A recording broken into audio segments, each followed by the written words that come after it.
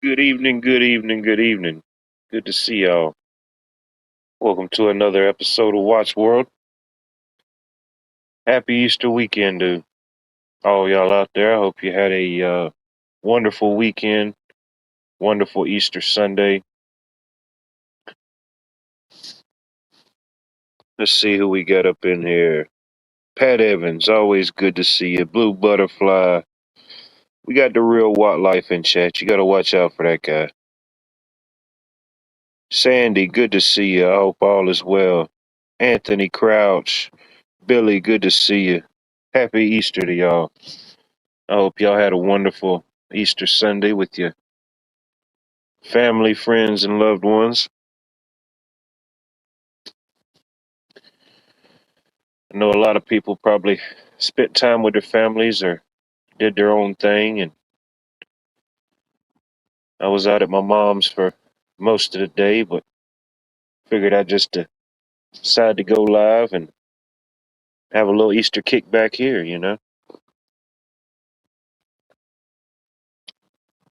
Be charming. Happy Easter. Good to see you.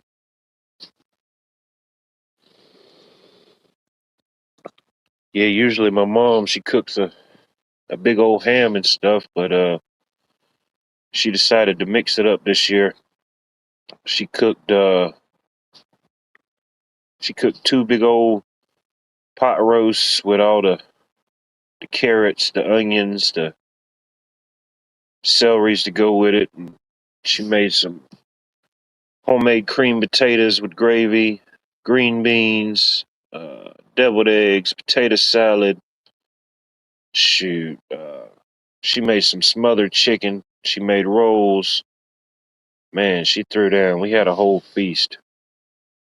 Some good stuff. Flame on 420. Good to see you. I hope all is well.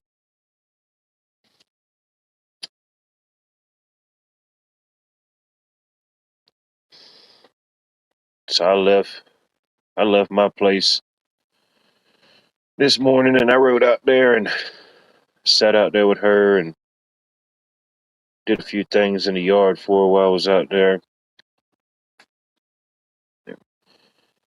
We ate and fellowshipped and just sat around and just talked and had a good time. John Dunning, good to see you. Happy Easter. I hope all is well. Miss Indy, always a pleasure to see you. Happy Easter to you and your family. I hope it was a wonderful one.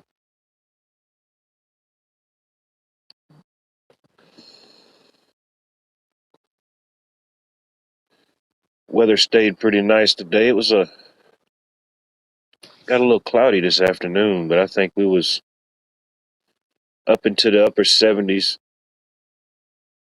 Finally got a little sprinkle or a little drizzle, but shoot, it wasn't even enough to keep the dust down.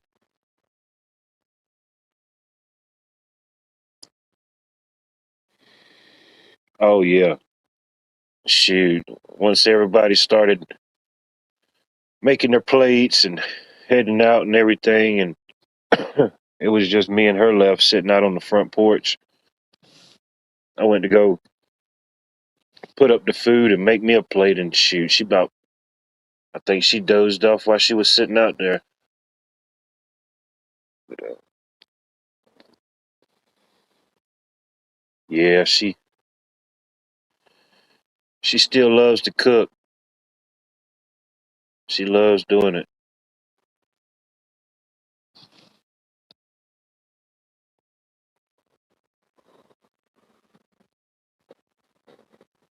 Of course, man, I brought about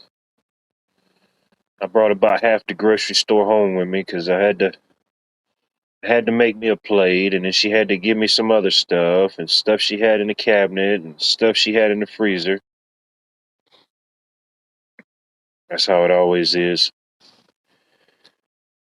If I'm going out to my mom's house for the day, I just don't even go grocery shopping because I promise you she's gonna send me back with a whole care pack. Miss Bonnie's, good evening. Good to see you. Happy Easter.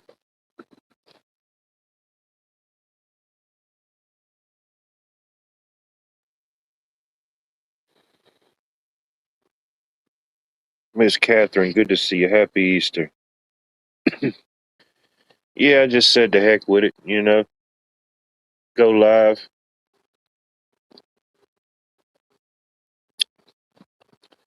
have a little fellowship. If anybody wants to come up, tell a good story.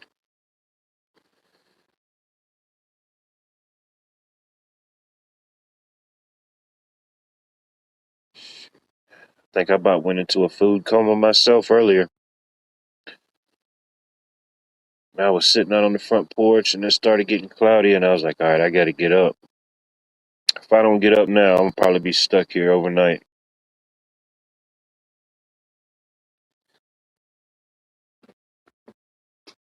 Well, you can't leave till you have dessert. And I said, well, I'll take it with me, but I can't have it right now. Shoot, no.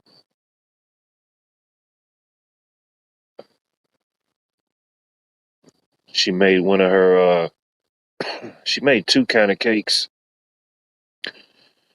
She made one, I thought she said she made a lemon pound cake, but I got them mixed up. She made like some type of lemon sheet cake, but it was pretty good. It almost kind of tasted like a pound cake. And then she made a socket to me cake, which is pretty good. If anybody's ever had one of them, it's kind of like a yellow cake mixed with kind of cinnamon pecans, and then after you bake it, you put the glaze on top, and you can sprinkle some more pecans on top. That's some good stuff. Annalisa, good to see you. Happy Easter.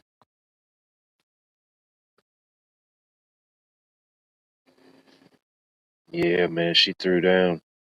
Mm.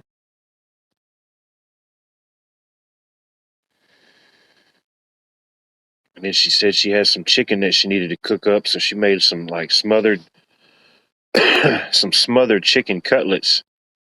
But I asked her how she made them. She was like, I wish I could remember. I was just throwing stuff together, but it almost kind of tasted like I don't know. It almost kind of tasted like almond chicken. If anybody's ever been to like a good Asian restaurant and got almond chicken, it almost kind of tasted like that, but better, way better.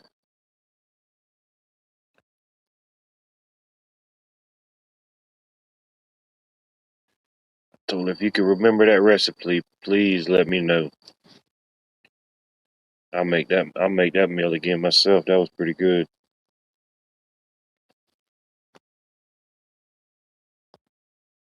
Let's see here.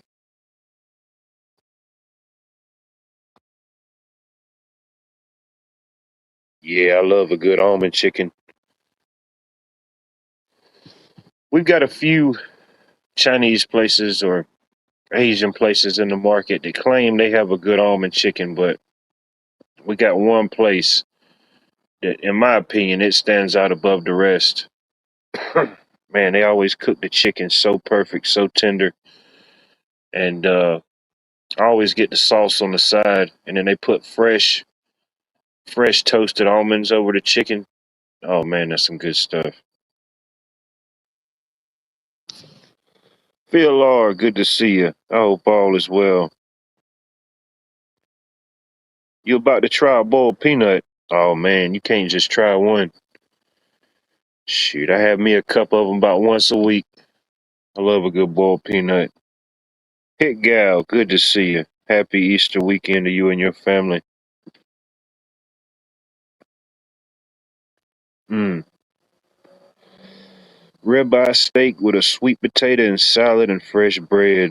Man, that sounds good, Pat. I love a good steak and a good sweet potato.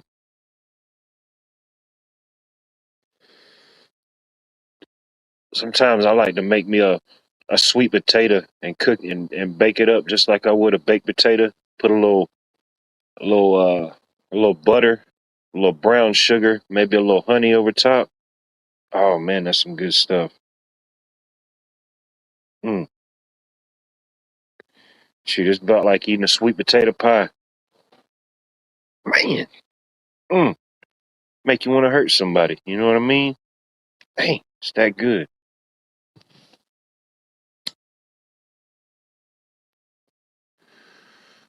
Or there's this barbecue restaurant I like to go to, and they make a lot of stuff in house, but they make all their French fries, all their tater tots. They make everything in house, and they got like five different kinds of regular fries, and then they got the sweet potato fries, but they do them all the same way. They got sweet potato logs, the shoestrings. They do the waffle sweet potato fries. Oh man, that is some good stuff.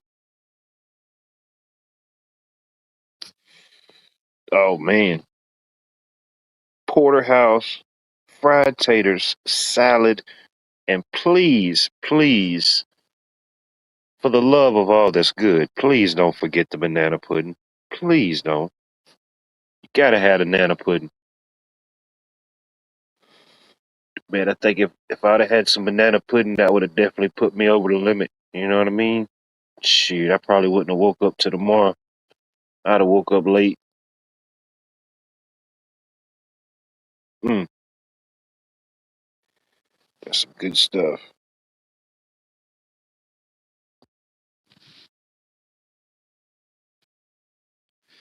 I don't mind talking about food at this moment, because man, I am stuffed to the gills. Think I'm good till breakfast tomorrow.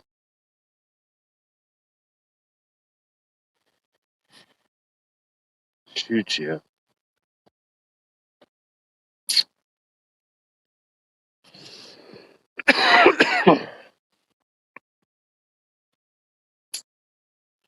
And I was craving some brownies. I was hoping my mom made some brownies, but she didn't. Guess I'm gonna just have to take it upon myself and make some.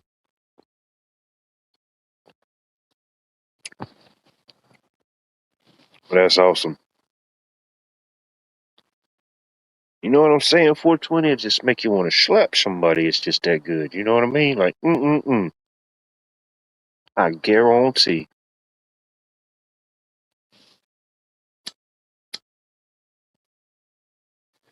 That's good, Pat.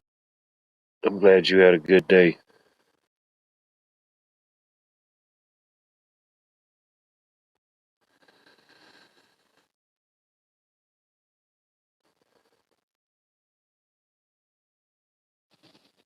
It's real boiled custard, no box stuff, old fashioned.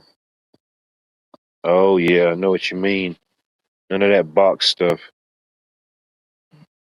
If that's what you got to use, then that's what you got to use. But if you know how to make it homemade and you got the time and the ingredients, why not?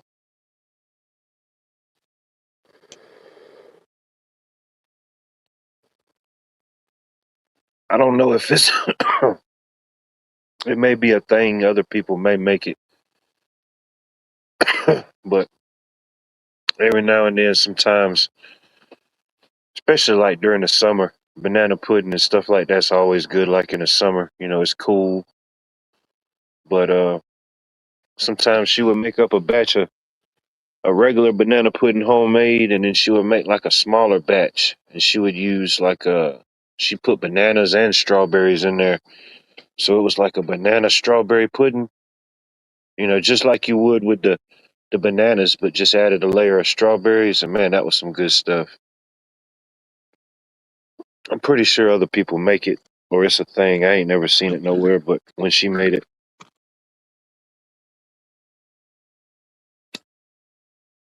hmm yeah, them old Meemaw's recipes. You know what I mean? Shoot, you find the old bundle or box of Meemaw's recipes somewhere, you better hold on to it. Damn.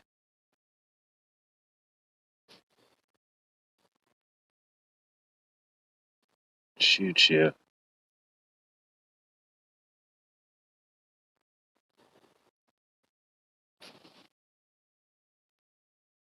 Oh, that's what's up. Yeah, I love going sitting down by the river or the lake or anything like that, and just watching nature unfold.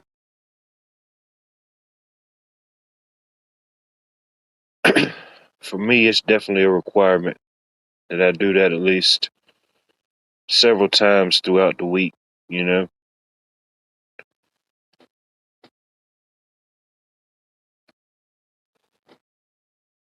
to let go, free your mind, unburden yourself.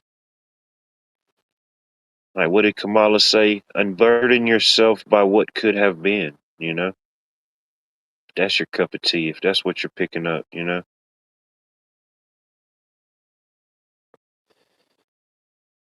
Nothing better than chocolate fried pies. Now, I ain't gonna lie.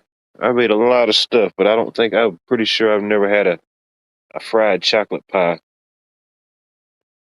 I'm pretty sure it's the same concept like a fried apple pie or like a fried peach pie. But no, I ain't never had that. Oh shoot, I would be turned up if my mom gave me something like that as a kid. Shoot. Mm. Buckeye Bob, good to see you. Now I know why I couldn't choose that name as my screen handle, you know? Finally met the person that took the name Buckeye Bob from me. I appreciate you being here. Happy Easter. Happy Easter weekend. Talked to an old vet, was wide awake. Yeah, I love it too. I love people watching. I like going out and just, you know, starting up a conversation with a random person, you know. Sometimes you can see it. I don't know. I know we all see things differently, but sometimes you can see it on a person's face, you know. They might not say it, but, you know, you can see it on their face that they just need a conversation, whatever it may be. It may not even be just to talk about what's on their mind. It may be just to talk about something so they don't have to think about it, you know. I've been down there. I've been down that road myself, you know. So I can see certain things in people that I've seen and felt in myself. It may not always be 100% accurate or true, but sometimes, you know, that intuition can be pretty accurate sometimes. Ask away. If you've got any questions, comments, concerns, rants, or raves, feel free. Let it rip. Kim, good to see you. Happy Easter from Australia. I appreciate you being here. Man, going intercontinental.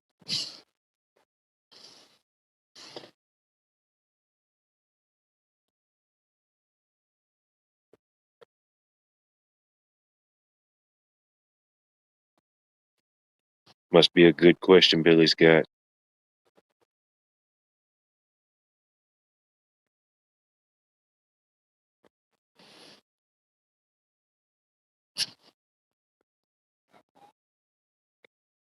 Must have missed a comment somewhere.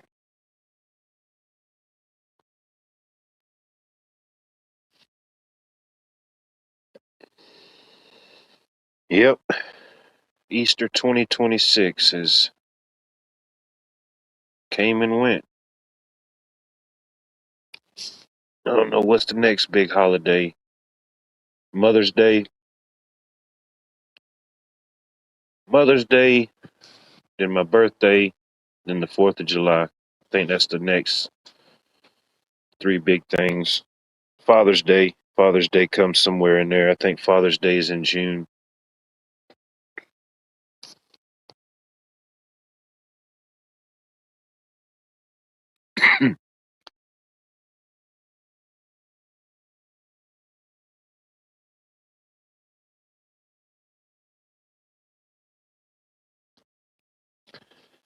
No, I cannot. I've never. Yeah, Kim, I'm international. These are the type of things that may or may not happen here in Watts World. You know, it's the show about everything and nothing all at once. So, you know, these are the tiny little bonuses that you just didn't know you were going to get. You know, you just got to pick them up if they're being put down. But no, Billy, I've never seen that. Not in my area. I've seen some pretty interesting license plates and things people's had on there. Caucasian Sasquatch, good to see you, my friend. Yeah, anybody, feel free. I don't discriminate. I encourage you to participate. Let's see here. Happy Easter weekend to you and your family, Sasquatch. I hope all is well.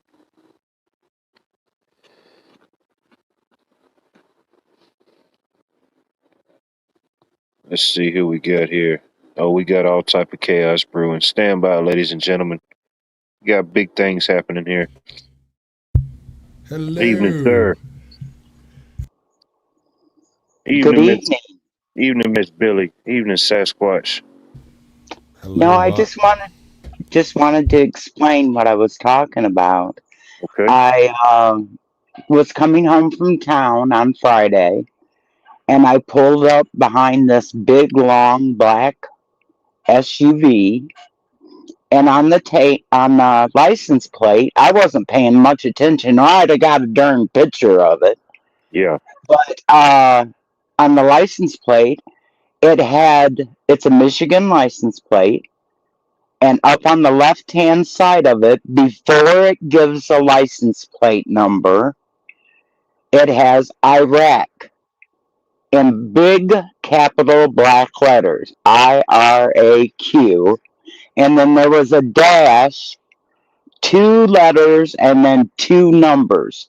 And I've never in my life seen a license plate like that. Was it were the windows blacked out? Could you see in it at I all? could see in it. Yep, there was someone driving it. They weren't blacked That's out.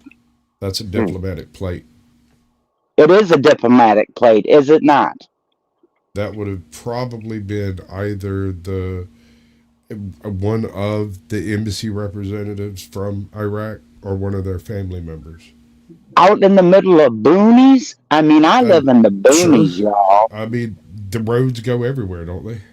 Yeah, you're right. And besides, where else are you going to go have a secret meeting with the cultural elite? That's scary as shit, y'all. I'm Yeah. sorry, Hmm. watch my The mouth, but creepiest the creepiest thing I ever saw while I was driving over the road, I came across a large tanker truck that had a screen door in the back of it. It was blacked out. It had two black Suburbans driving in front of it, two black Suburbans driving behind it. But at a glance, it looked like your average milk truck. Yeah. I don't know if I don't know if any of y'all have ever heard of the nuclear facility or the nuclear site that's in Jackson, South Carolina. It's called Savannah River Site, Savannah River Nuclear Site. I worked out there for about 6 years. I was in the Carpenters Union. And whenever you go in, no matter what trade you are, you got to go through this whole training class and they give you the spiel about, there's hot zones, there's people that bring in hot stuff. If anytime you have to stand down or whatnot.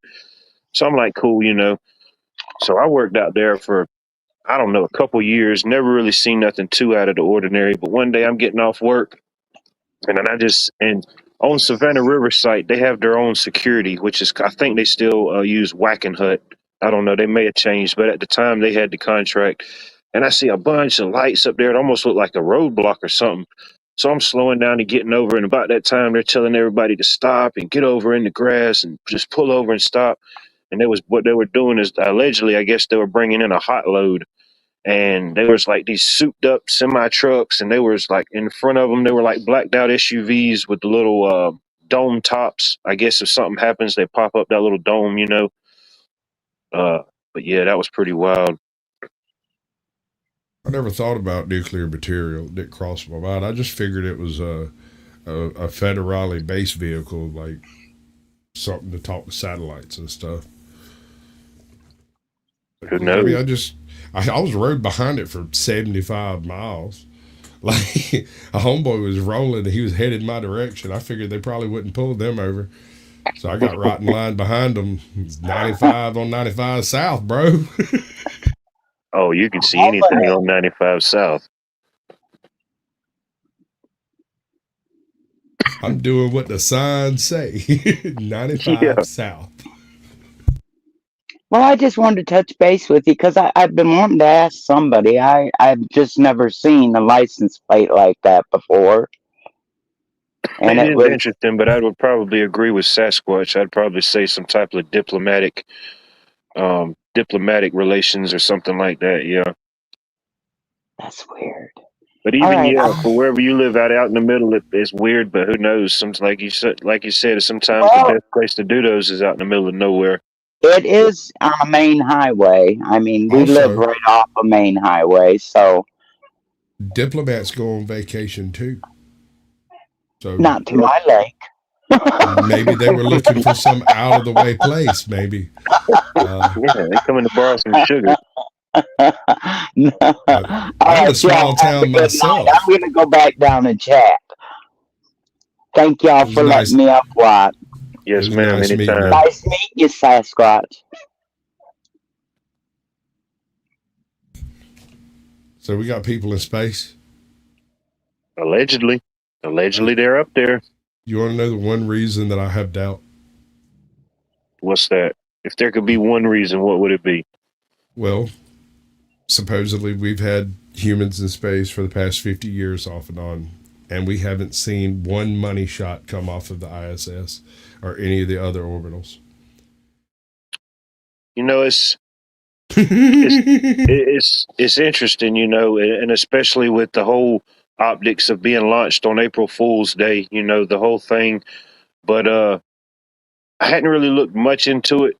But actually, right before I went live, I just decided, hell, I'll go live. You know, see what happens. Conversation. But anyway, I watched this video. I forget the channel creator that put it out, but he was kind of doing his breakdown on his opinions of the Artemis, and breaking it down. And allegedly, it's been 50 years um, since we went to the moon, or whatever they said. They gave the 50-year mark, but the names of stuff. People think it's just random names, but Artemis was a god of some point, a woman, and allegedly she had a twin brother, which was Apollo. From back in the day, the Apollo days. And if you look, I can't recall the exact names just to spill them out, but they went through their whole goddess or god theme, and then it just kind of broke off and went void for a little while. They did the Enterprise. They did the couple other things. What was it? The Space Lab. Hold You on. know, There's a distinction there. They did the gods named after individual missions with individual capsules. All of the space shuttle missions, what were they named after? You had the Challenger. You had what was your Discovery, Endeavor. Endeavor, right? Uh, they're named after what is that primary aircraft carriers or something like that. Yeah. Hmm. And now that we're back to single capsule rockets again, they've gone with Artemis. I think there's a method to the madness. I don't think it's just random. Yeah. Oh no, I don't believe it's random. Yeah, by any means, whether it's actually happening or whether it's filmed in a Hollywood studio. Yes, there's definitely some order to the madness for sure. I have no problem believing that we have the technology to go to space. I have no problem believing that we have been to space. I have problems believing that there's not a money shot somewhere on the reels of every nation that's been to space. You can't tell me that the first couple of folks that went to space didn't look down at the marble and pop a money shot on the window.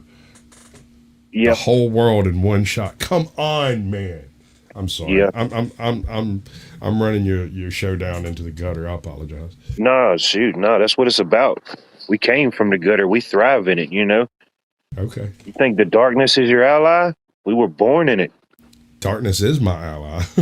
It could go. It's the show about everything and nothing. It could. Yep. It's wherever you want to take it, or the audience wants to take it. But yeah, I could go either Uh, way. I could definitely believe we have the capabilities to do something like that. And it's still also, I could believe, it's just a distraction, a act, whatever it may can I be. answer Prepper?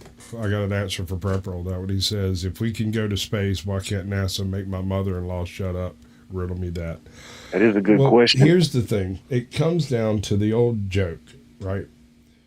There's a man walking down the beach and he kicks up a lamp. He rubs the lamp, genie pops out and goes, I usually give everybody 3 wishes, but you're an asshole. I'm only going to give you one. The guy goes, damn. Uh, And no wishing for more wishes. Just get that out of your head. Fuck. I wish I wish there was a bridge. I hate boats and I'm scared of flying. I wish there was a bridge from California to Hawaii. And he goes, man, look, think of something else. I can't do that. I mean, I'd be altering way too much stuff. Everybody'd notice it'd be a big problem. They'd know genies were fucking around over here, and I can't do that. Name something else. You make my mother-in-law shut up. Would you like that bridge to be 4 lanes or 2 lanes? Yeah, yeah. We'll I do get right miracles, on not that. acts of God. Yeah. Oh man. Yeah. Yeah. Prepper 101 and his mother-in-law, they're always at war. Is They're she in the always chat? going at it. No, I think this might be, she may be at bingo tonight or something, you know. They gave her the night off. It's Easter. That's good. That's good. I had a real fucked up Easter, man. It's been terrible. Absolutely horrible. Uh, just people die all the time, you know. One happens to die on Easter. You guys still got to do all the dying things. So, you know, Damn, sorry to hear that. it happens, bro. And, It and happens. I ain't trying to bring it down. I'm just saying if I'm a little off my game, that's why. I spent all afternoon No. sitting around talking to a man who's buried 2 of his sons. I'm going to carry the caskets on both of them, I imagine. Mm. Well, for what it's worth, we'll pray for the family, you know. Yeah. Old man seems to be in good spirits. Let me tell you something I learned today. My pops is 78, 79, somewhere 70, 77, something like that. And 10 years ago, the man was mostly blind, mostly deaf, and his hands were messed up because of some Agent Orange stuff that happened to his nerves, and they tried to Yeah. fix it, and the surgeries messed him up worse. I come in today, sat down, he looked at me, and we were sitting there talking in conversational tones, and I went, wait a second, when did you get your ears fixed?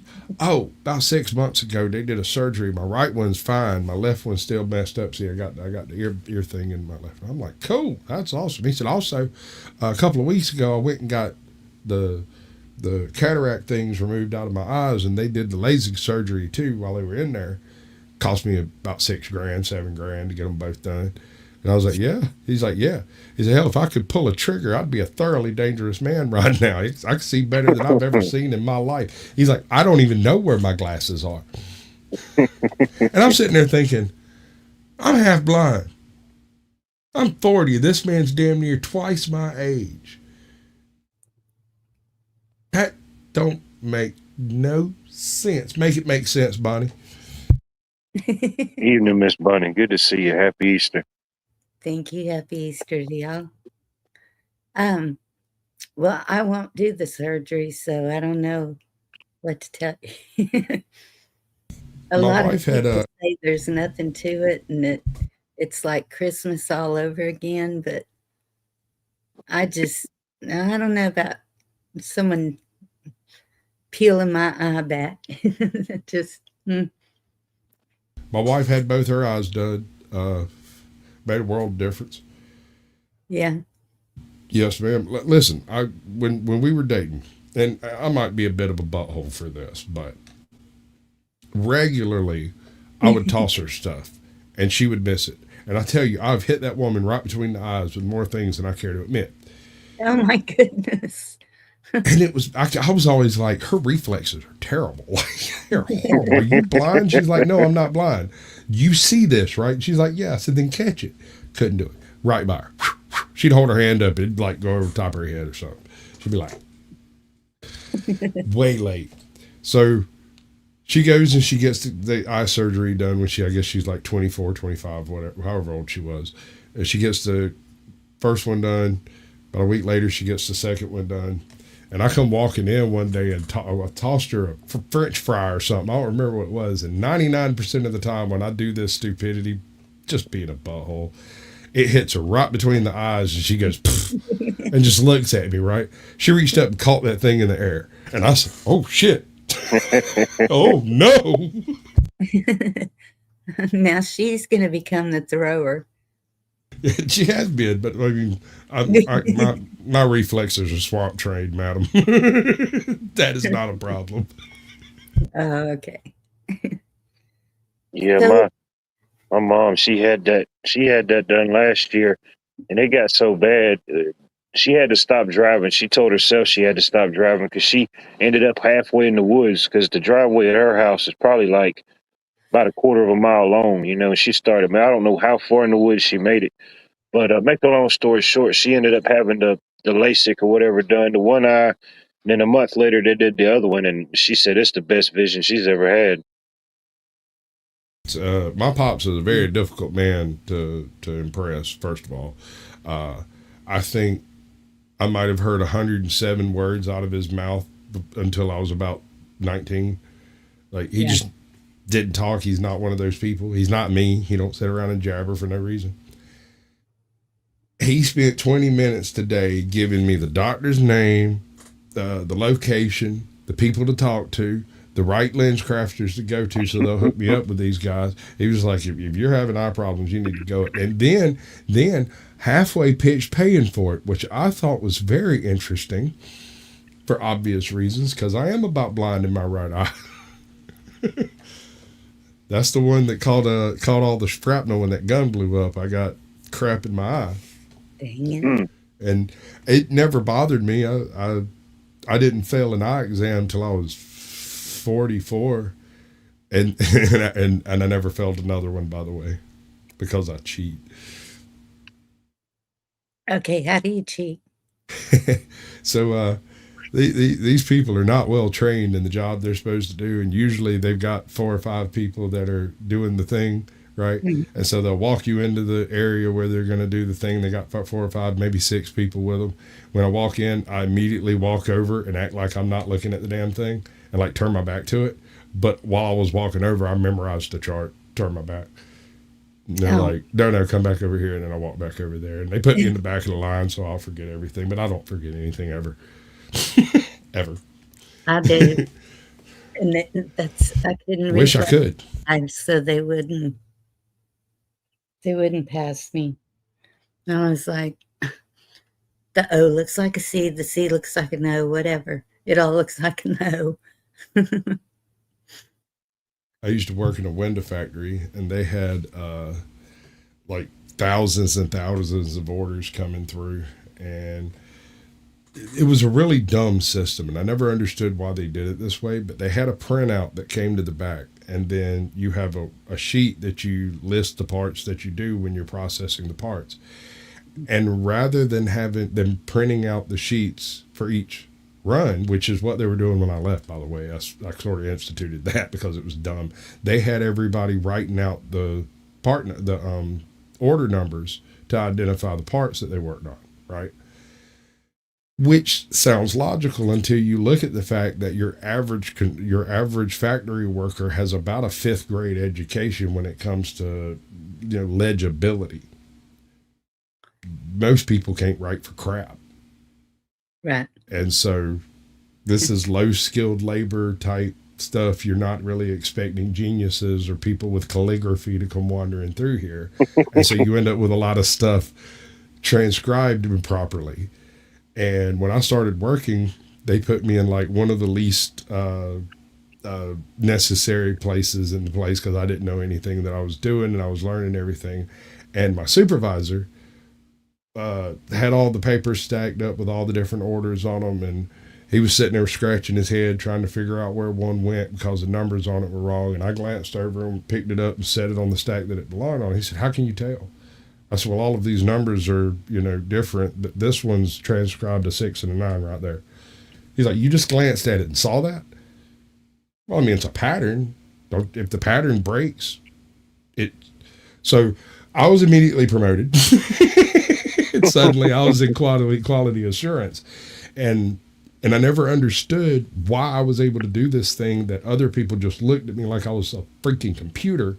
I could walk up with literally a stack of orders with every single number in it, 16 digits or so, and scroll through the numbers and then look at the cart and collate the numbers to the things on the paper and mark off the ones that are going up. And I could do it in 30 seconds, and it might take you or him or somebody else 45 minutes to do it. How? Don't know. I just can. That's awesome. It's useless in any other aspect of life. No, Oh, I know what you mean. Trust me, I do. Well, You know? it does have a little bit of a benefit in YouTube. That ability to kind of plasticize large numbers like that. yes. It lets me look at things that are usually too big to understand, and my subconscious just kind of forces it into a shape. It might be the wrong shape, but it's probably right. I'm autistic. It's probably right. Yeah. So wait, I want to get back to the secret meetings and spaceships. How do All you right. know about that, madam? Who told you what? What have you been telling this woman? That is a Georgia secret. The Council of White Men met no women and no one else. I can neither confirm nor deny this. Wait, Billy's a woman. We've already said too much.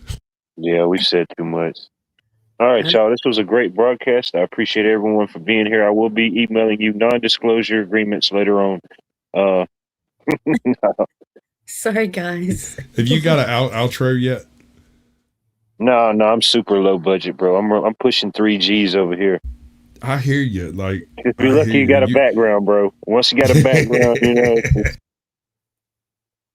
No, Come eventually on. I'll get there. Nah, dude. It's not what you know, it's who you know when it comes to YouTube, brother. Yeah, And I just kind never of. ever forget. You got to remember this one thing. If I can find the damn. I am a wizard, Harry. Come on, do the thing. Do the thing. There she is. I love this clip. This is what I do when people talk too long and they never get to the point. I'm like, land the plane, bro. Land the plane. Come on, bring it Yeah, in. take us up, bring us We can home. get you some clips. That ain't even hard. I just need to know kind of what you want, what you like. Yeah, I like it all. Well, your Find name's interest in a Watt lot of Life. things, you know. Well, Watt Life kind of. It was kind of the spinoff of like Watt Life, like WHAT, like Yeah. what. But I'm an electrician by trade, so it's the spinoff of that of WATT. So what I was thinking, So that's kind of where that came from. And I light post bulbs. like shorts and videos of like homes that I wire up or certain things that I do, my random explorations. I just I see started them. going I live watch. within like the last month. You're doing really well, by the way. You're actually absolutely killing it. I Thank you. appreciate that. From you, I appreciate that. That means a lot. It's when you started going live, I'd pop in when I'm over here editing or whatever I'm doing. I'll bring up a live. I know, dude. That's You're everywhere and playing. everywhere at one time. Well, I mean, I am Sasquatch. I'm probably in the bushes behind you right now. I appreciate that. Right, Well, and can I'm you impressed. fix I am. that while you're Real out? good stuff. Got 'em? I just said, can you fix that while you're out there?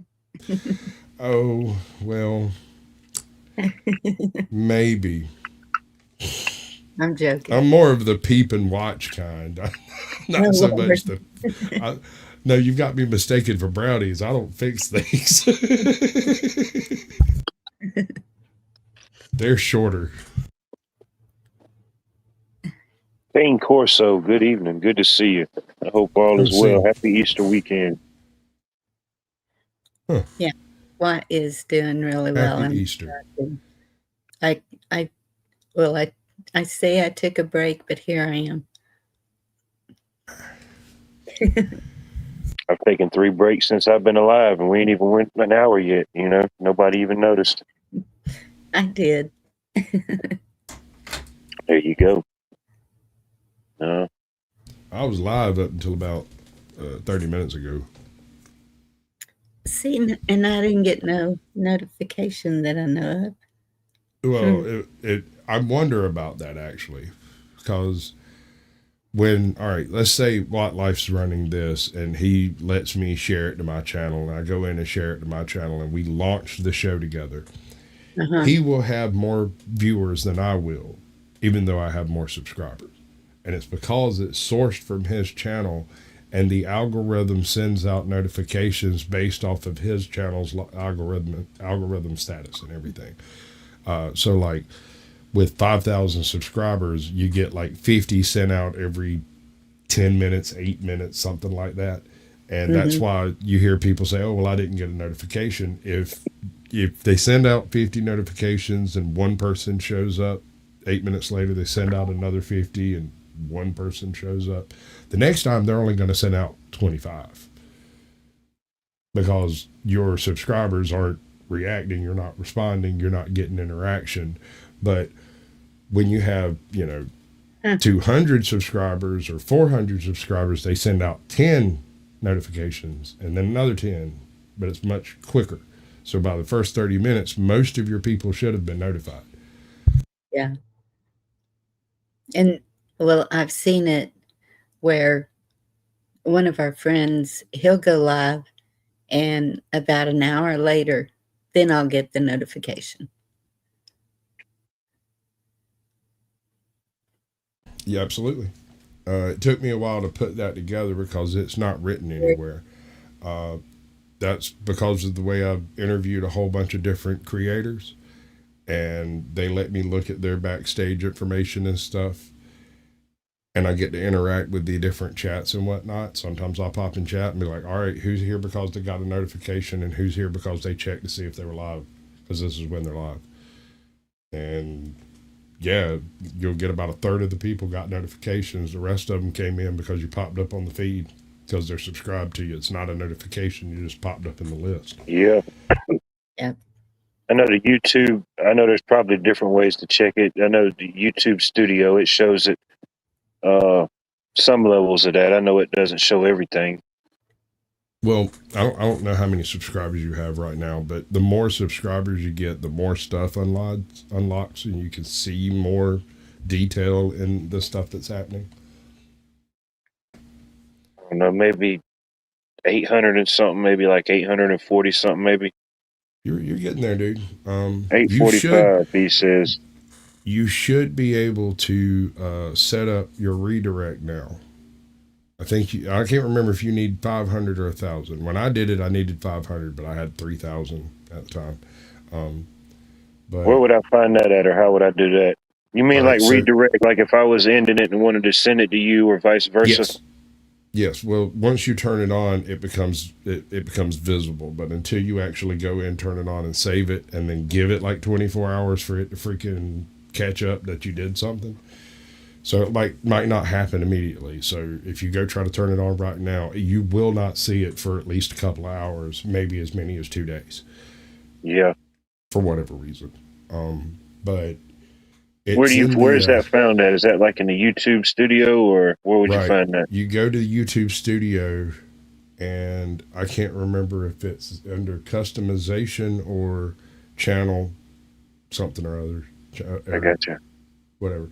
Anyway, you go in and you scroll all the way to the bottom, and there's this one box in there that says something about a redirect, and you hit the check button, and then like a couple of days later, whatever, when you go in, you start your live stream, set it all up, and then you can go into the YouTube Studio, not the StreamYard Studio. Go to customization on that live stream, scroll all the way to the bottom, and it'll have a redirect tab that you can click. I got you. It gives you a list of everybody you're subscribed to that's live or about to go live or has a scheduled live that's already listed out. Or you can go copy paste a title off of somebody you're not subscribed to if they've got enough and has their redirect turn on.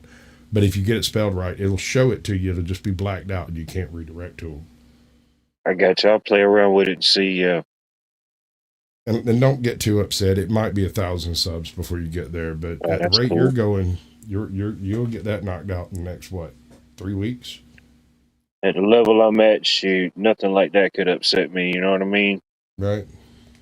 If anything else, I'm happy I got more people that subscribed than I have videos. If nothing else, Guess it means I kind of screwed the pooch on that myself. I didn't do it right. Wish I knew then what I know now. Oh, I know. We all would, we've all thought that or wished that at some point, To what degree it would have changed it, we wouldn't have made it to this point, trying to get back to that point. Dude, I'd have 500,000 subscribers now. Yeah, who knows? I'd be doing sleep streams. I'd just be letting people watch me sleep. Who knows, I want dude? to My do the life would just be dynamic chair totally stream, unhinged. one of these right here. Where, all right, Cherry, y'all take care of it. Make $60. That's what I want to do. Just leave the chair there, and it make $50 an hour. There you go. That's what people like. They just like to watch chairs. Well, obviously, with nobody sitting in them. Who would have thought? Sometimes I mute and go away, and 10 more people join. I guess they just wanted to come for the silence. They thought it was a meditation or something. Well, I tell you, I got one client I work with, Powdered Dusty. He's a he's a something of a grift master, a grift specialist. I don't know how to explain it. The whole reason I was interested in his channel is, when you got 1,000 subscribers, typically you got 15, maybe 25 people in chat on any given moment. It might Yeah. spike up to around 50. You never get the whole 1,000 of subscribers. Homeboy was running around with 750 subscribers, had like 125 people in chat. And that Oh, yeah. baffled me.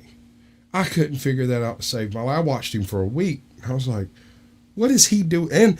And they were donating. They were paying him regular. And I was like, what is going on over here? And a couple of days later, I don't know if you've run across 007, Richie. Anyway, he's a British fellow. He wrote my theme song, Conspiracy Music. I think I've seen him around the panel versus somewhere. It's definitely sounds familiar. Yeah. He was live and he invited me up. I interviewed him a couple of years ago. He was like my fifth interview. Dusty comes up, and this is back when he was running the Flow State channel. Yeah. And we talked for about 15 minutes, and I'm like, I'll do this promotional show, the whole thing. I gave him blah, blah, blah, blah, blah. He's like, sure, I'll do it. And showed up on time and had a great show. And there was like 125, 30 people in there. It was great. It was wonderful. I picked up like 150 subscribers in 45 minutes. It's wonderful. We did the After Dark, and I explained to him how I work with different creators and stuff. And about a week later, he sent me the keys to his StreamYard. We've been working together ever since. I mean, I don't really do anything over there except for go, nope, that might break terms of service. Yeah. Sometimes, I mean, it's some of those channels I've seen them. I don't know if it's just they confuse the algorithm or they just kind of fall in maybe the back rooms of YouTube, and it just things are happening. I mean, I see it. I know you see it doing what you do. I've seen you on different panels and with different creators. I mean, it happens. And a lot of times, channels like that, you normally probably wouldn't have found it unless somebody shared it. Unless you shared it. That's how Or, it happened, actually. different creators, they share it. You would have probably never found that in your algorithm. And, even going live or having open panels or different discussions, it's just right. It's just how it is. The way I found him was I interviewed, who was it? I interviewed somebody, and they were from the beef sector. And they dropped me a number of links to people who might be willing to do a show. And Dusty was Flow State at the time was in the list, and I just went through and like did a rapid fire, subscribed to all of them, watched a video for about 10 minutes, hit a like button, made a comment so that it would stick. Yeah. And I went and checked him out every now and then. Wasn't terribly interested in any of the specific topics because they're kind of, I think they're worn out myself. I would rather talk about, evolution in multicellular life or history or archaeology or, anything real. No doubt. The question. Let's dig our own hole. Don't dig in the same hole everybody else is digging in. Right. What the big one, this seems to be a really huge one, and it's everywhere in the panelverse right now. Can morality be objective? Is it objective or subjective? Is it defined by culture or is it defined by the individual? And there's a million ways you can phrase it, right? Do you need God to be moral is what it comes down to. And I mean, I get it. It's a very fertile ground for conversation, but it's the kind of stuff that ends up with like shootouts in the parking lot of the local church. No, I mean, it is. I mean, I do acknowledge, there are certain topics, especially the religious spectrum or the political spectrum, um, that do get, people riled up. People have feelings and opinions about things like that for sure, no doubt. uh, but questions like that, I mean, they're good. They're conversation starters. They get people talking and maybe thinking. Not necessarily we all have to agree, but maybe just the fact that we can simply have this conversation to agree to disagree, maybe. And that's really where it always lands. That's why I kind of hate those types of conversations. Is they're bottomless. There's no foundation. There's nowhere to stand. You believe in God. You believe that all morality stems from God. If you believe in Allah, you believe all morality stems from Allah. And if you're an atheist, you believe that all morality stems from your own personal view. Unless you're a federalist and you believe morality is derived through law and authority. But I mean, and there's a few other And things it in there. could, But it could be like it could be a little bit of everything, depending on the person, depending on their walk. We all see, hear, feel things differently. We all can look at one particular topic in a totally different view. sure, So yeah, I think it could definitely play a role. I mean, you've sure. got people that's isolated and lived in forests in certain places that don't have hardly any Aha. to any involvement to the outside world. What they know is what they know. If they have a God or they believe in a greater being, they believe that. You know, um, Not everybody is on the same level of looking up certain things. We don't see the same things. We're not looking up all the same topics at the same time. It's not like being in school where everybody's got the same book and the same chapter. Shoot, we're all not even all on the same book nor the same chapter. We're just all trying to put the pieces together and figure stuff out. And Yes. the issue I come up with, go ahead, Bonnie. Well, I was just agreeing with Watt because it since for the past 6 years, I've been like, I wish I had just a whole room that I could write all of this out, fit the puzzle pieces together, but they're really starting to connect now. For me, I see it heading one way until the people stand up against all this BS. It's going to continue. Well, the issue I have with the topics, and this all started with me saying that I don't like having certain topics, right? Because it's a divisive topic by design, it's controversial, and makes people get agitated with each other. But here's the catch. This is what I've noticed over the past 5 years of of herding cats, YouTube cats. Your beliefs are yours, and my beliefs are mine, and Watt's beliefs are his, and none of us are here to have our beliefs changed. Can it happen? Sure, if you're open minded. The problem is that the people that are here trying to purport their beliefs to you through this medium, they're not here to have their minds changed. They're here to change your mind. And that's by Joe. I do believe that is a revival, ain't it? Ain't that evangelizing? Some people might say that. I say that. I say there is very little difference between an activist and an evangelist. Think about it. I mean, there's been times in my life where I've altered landscapes and changed minds. Yes. Or at Look, least I here's my thought I point. did. Here's my Yeah. point, and I was trying to get to it without being so blunt, but I'll go ahead and do it. Uh, in order for me to give you my beliefs and to expect you to believe them, you have to believe that I'm the guy that cracked the code, that the rest of history is wrong, and I'm the one that figured it out. But see, that's what I like to do is have discussions with everybody on panel and in chat about everything to see what everybody else is thinking because there's so many different views and perspectives. And I think that even if you go spiritual with this, I think we're being tested to see if humanity can come together as one, which I don't think that's going to happen anytime soon with Honey, all we can't this. agree if eggs are healthy or not. Yes. And And I so, don't think that's a real big ask. Yeah.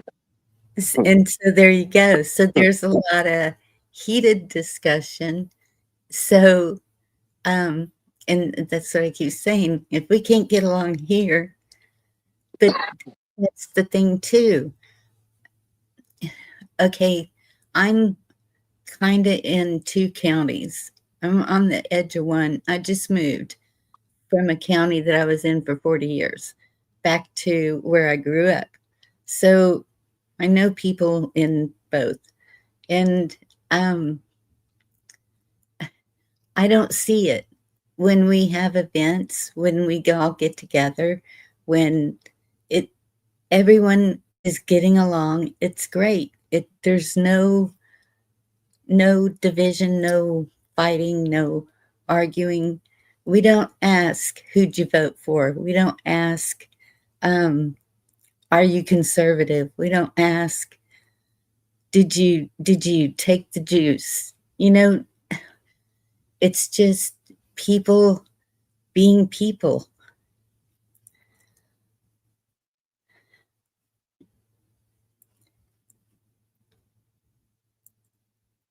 Does he know he's muted? Yes, I was going to subscribe to Independent Mini United, and I've got a video playing. I've hit the like button, and I'm trying to scroll down to the freaking comments, so maybe it'll stick this time. I know I've subscribed to him before.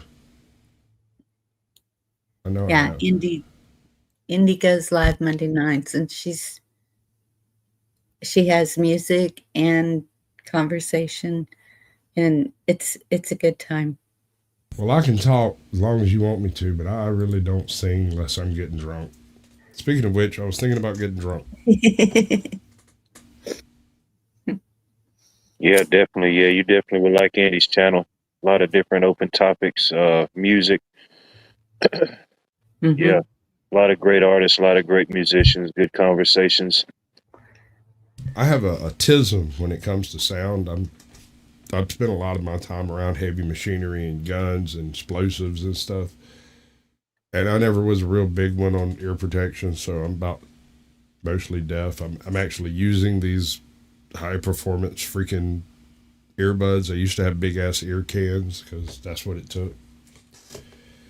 But I get really agitated if sound gets wonky. Yeah. That's one of the reasons people like having me around, because they know I'm not screwing with them, that I'm not trolling them, that, I can't. I'm incapable. You're messing with my autism. Stop it. Please fix it. I'll help. Call me. Yeah, my That's really audio what I like setup doing that I'm talking. using, I want it the Dave and Buster's. I want It's it at good. the grabber. It's not bad. No, it ain't bad. You've got an excellent voice, I think, with a better sound system, a better retrieval system. Oh yeah, if I Uh, had a system yet, nah, dude, I'm just do doing all you? this off of Obama phone, dude. Right. I got you. No headphones, no mic. This just Obama phone. Shout out to I Obama. hear you. I hear you. Don't let him fool you. He's got the CIA phone that can take pictures of the moon like right Yeah, there. yeah. If What you're me, saying if is a he's time the one that's traveler didn't watching help, they Sasquatch? definitely they say I got the time traveler's cell phone. He's the one that's watching he's got the folks watching Sasquatch. Because Yep. Sasquatch is in the bushes watching you, then who's in the bushes watching Sasquatch? That's my Exactly. question. Who's watching the watchers? Yeah. Count Trumpula? Count Trumpula. Yeah, we got a participation trophy for that one, bro. You win. Oh, we got all the legends in here. They are coming in. Jerry, good evening. Good to see you. Tate, anybody else I might have missed? Good to see y'all. Appreciate y'all checking in. Happy Easter weekend.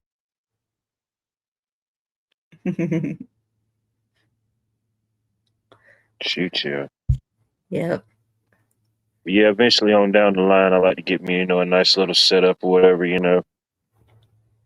Right Oh, now, I sure. really Keep hate the doing what term you're "it is doing. what it is," but right now it is what it is. Yeah. No, you You keep just like doing it or what you're love it. doing, bro. You're doing it right. You're doing it exactly Yes. right. Yes. Uh, I like the organic aspect of it. For whatever that is or yeah, whatever it may be.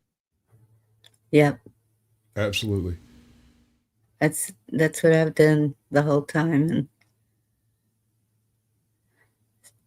some come and stay, some leave. It's Uh, just well, I mean, Even if they yeah, that's leave, one of they the had to problems. acknowledge it. That's one of the mhm. problems with YouTube that I've found, and it's something I didn't notice until I'd been doing this for several years.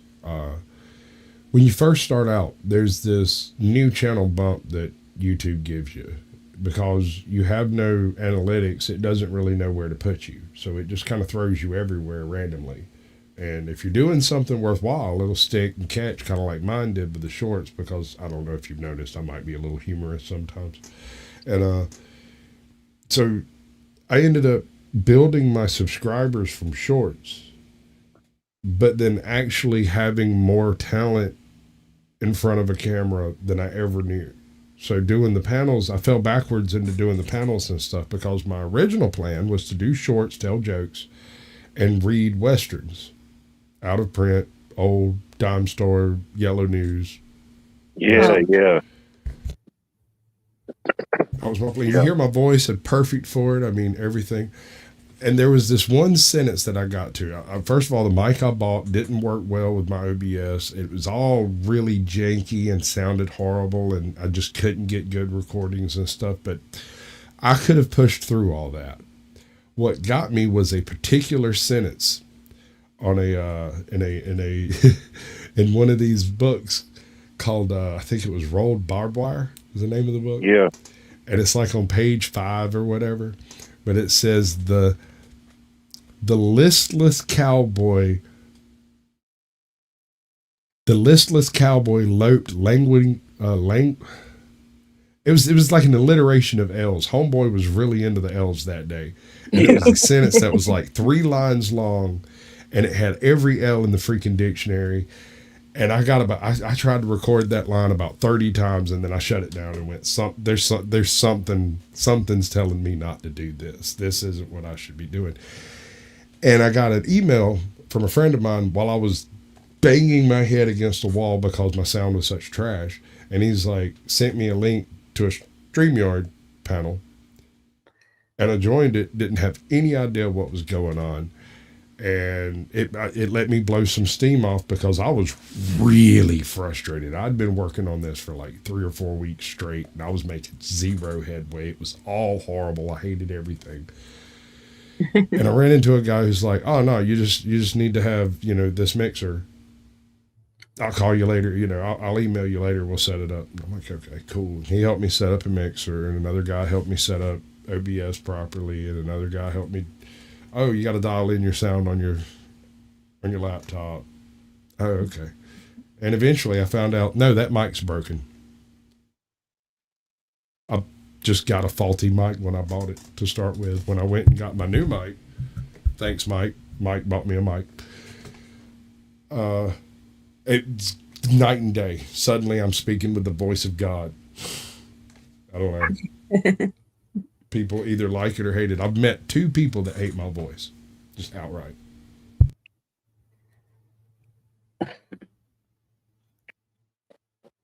I put everybody to sleep. I do too. My daughter brings me her children when they're being uppity, and I tell them, I don't know, I might tell them a Greek myth or maybe a Norse myth or whatever. I tell them a story. It's like back in the days before Odin. I mean, hey, out, Old out, school and seven dude. years ago. Right?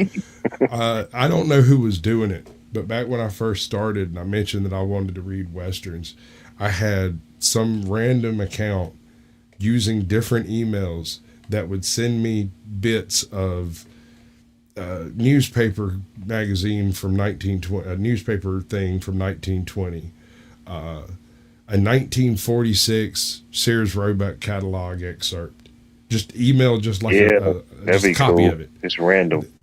Random as all get out. And that happened for months and months and months, and I never could figure out the point. I kept all the emails, and I go back and look at them every now and then and see if there's anything that makes sense now that just didn't make sense then. I got nothing, man. Here's the only Nothing. thing I could think. There was this one chick who would come in every single show, and before the show would end, she would say, "Just read me a newspaper, read me a phone book, just read me anything. Just pick up something nearby and read that to me. That's all I want to hear is you talking." And I Mother think she was the Freedom, good one to doing see you. this. Hello. Oh, I'm sure. Yeah, no doubt. It happens. You wouldn't happen to have a 1998 phone book, would you? Just asking for a friend. Right. She sent me an excerpt from the HI of the Gallup, New Mexico phone book from like the mid 50s. Might have been some alien stuff. Who knows? I don't know, man. I find it really weird because there's this show called The Room. It's an old TV show that came on years ago. It's one of my favorite old series. And in it, Gallup, New Mexico is pretty prominent because it's one of it's the location where whatever event that started the show took place, and it never really clarifies what any of that stuff is. It's a great show. It's horrible. You'll hate it. It's It's wonderful. called The Room. The Room. I have to look into it. Pretty sure it's The Room. Locked Room? Lost Room? Lost Room. That's it. Lost Room. So there could be some kind of code in that phone book. Yeah, no, like I said, I saved all of those emails. That's weird. It's like back in the day. It reminds me, not really connected or anything. It just made me think of it. It was a TV show called Early Edition, where the guy would get tomorrow's Yeah. newspaper today. Right. Remember But that? every time he tries to change something, it bites him. Oh, I Yeah. remember that one. Yeah, The one I he liked did. was John Doe. You remember that one? John Doe. I've Yeah. heard of that one. I didn't All watch right. it. So here's the premise. There is a massive solar event. Moments later, there's a huge light show in the middle of the night. The location where all of this stuff happens is identified, and immediately all the feds and police and everybody rush to the scene, and they find this dude passed out on the grass naked. Ask him who he is, says he doesn't know. Excuse Ask him where you from, says he doesn't know. They ask him who was the fourth batter in the 1926 lineup for the World Series, and he says, Mickey Rourke. Like, who's the third president of the United States? And he names them. And turns out he knows everything except who he is. Man, Wow. that sounds like my life. Damn. I always dug it. I always dug it because, you know, I'm a sponge for information. I pick up stuff like really easy. I can read it. It's stuck in my head forever. If it's wrong, tough. I'm just stuck with a wrong answer. It's I just guess. up there forever. Forever, bro. And Yep. here's the thing. I can't retrieve it. You have to.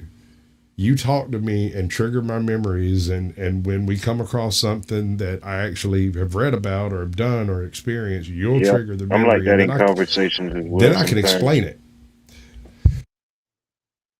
Yeah, you're not thinking about it. It's not going to pop up until somebody triggers something. Right. Which is why I don't do shows alone typically. I've almost always got somebody else on panel to at least talk to me, because by myself, I am talking like this, trying to get some written down point across. It doesn't work. Yeah. Yeah. Know what you mean. It is. It's hard alone. All right. The name of it is The Lost Room. It is from 2006 sci-fi film, show. I think there's like 12 episodes or so. It's not a lot. Huh. The episode guide. It's a good one. I think it was Yeah, I cut hadn't heard of short. that one. It's a good one, dude. I especially love the way it starts out, because most of these shows have some super deep, transcendental, utterly elegant entrance into the pilot. In this one, it's a detective. Kid broke the law, catches the kid. Kid gets a hold of a key, walks into a bathroom police station that he didn't have the key for. He opens the door, bright light shines out, closes the door. Homeboy opens the door, there's no kid in there. And there's this weird smell of shaving cream. And 1950s cologne? Weird. From that moment forward, I could not quit watching until I found out what was in that damn room. And now that I know, I'm not even disappointed. Definitely check it out. When did that John Doe series? When did it come out? Oh, I can't remember. Hold on, I'll find out. That was Probably like, around the I want to same say time, probably the 2002. mid Yeah, 2000s, maybe. yeah, might have been 90s. Could have been. I can't remember. It sounds familiar when you started describing it. It sounded like something I've seen or heard about. Well, basically, they use him 2002, 2003. Damn, I'm good. And let me tell you how I nailed 2002, 2003. I imagined it in my head and remembered John Doe has a very dark, dismal sort of look to it. It's dreary wherever they're Yeah, at. It's gray. I think it's Seattle or yeah. something like that. It's gray and dismal and rainy all the freaking time. And that was sort of the image that went in 2002. Late stage grunge.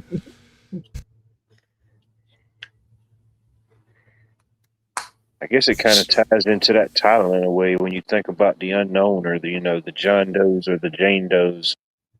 Yeah, well, that's kind of the hook, is that he is a John Doe, and they run his fingerprints. There's nothing. They give him an IQ test, and he corrects some answers. he fixes it. They give him a memory cognitive test, and he blows everything out of the charts. And this is a problem. All of this is a problem, because here's the thing: the government keeps track of people like this. Ask me how I know. We know. Right? They know. So this guy did not just fall out of the freaking sky. So where the hell did he come from? Yeah. Did you watch the entire series? Yes. Okay. That was Yeah, I a have to good look one. into that. I would say they've been using him and erased what they could. Well, there's a whole bunch of weird double backs and triple crosses and all kinds of stuff. Like at one point in time, you find out that all right, so he's working with a detective who uses him basically like you would use Google nowadays. Right. He takes him along with him. He was like, "Hey, come ride with me." They go to the place where the murder took place, and we can't figure out how it happened. He walks in and goes, "Oh, well, here's what happened," and he tells them how it happened, because when he explains it, that's the only way it could have possibly happened. And so from that, they know who killed the guy. And he's got an amazing solve rate, and he never mentions John Doe in his reports. He's not working with a civilian. In fact, he's got him hired on like a consultant to pay for his hotel room because he has no identity.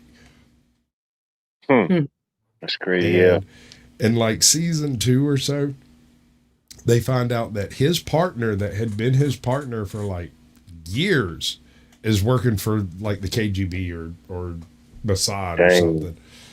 He's being handled by a foreign operative. Oh, Yeah. wow. Somebody was monitoring him. Yeah. Right, and then later you find out that the receptionist at the boss's desk, who was there since season 1, since the very first episode, she's also some sort of government operative. She works for the U.S. though. Yeah. And it turns out this entire police department is completely tagged out with 3-letter agencies from all over the world, which explains why they have such an impressive solving rate if you think about it. Yeah. They've got all the tools and gadgets. One of the issues I had, I think it was like episode 3 or 4, they've got like it's set up very much like Criminal Minds or CSI, right? But Yeah. it's CSI from outside, not inside. Anyway, this dude from outside comes in and is talking to like the genius medical examiner who probably works for the fucking Koreans or something. I don't know. But anyway, Who genius knows? medical examiner, crackerjack hacker guy. We've got the uber observant nerd in the corner, and we've got the super detective over here who's got a 90% solving rate on his case. And he walks in, and while the medical examiner is explaining something that he's seen, he's conversing with the medical examiner not in a superior manner, but in a more correct one.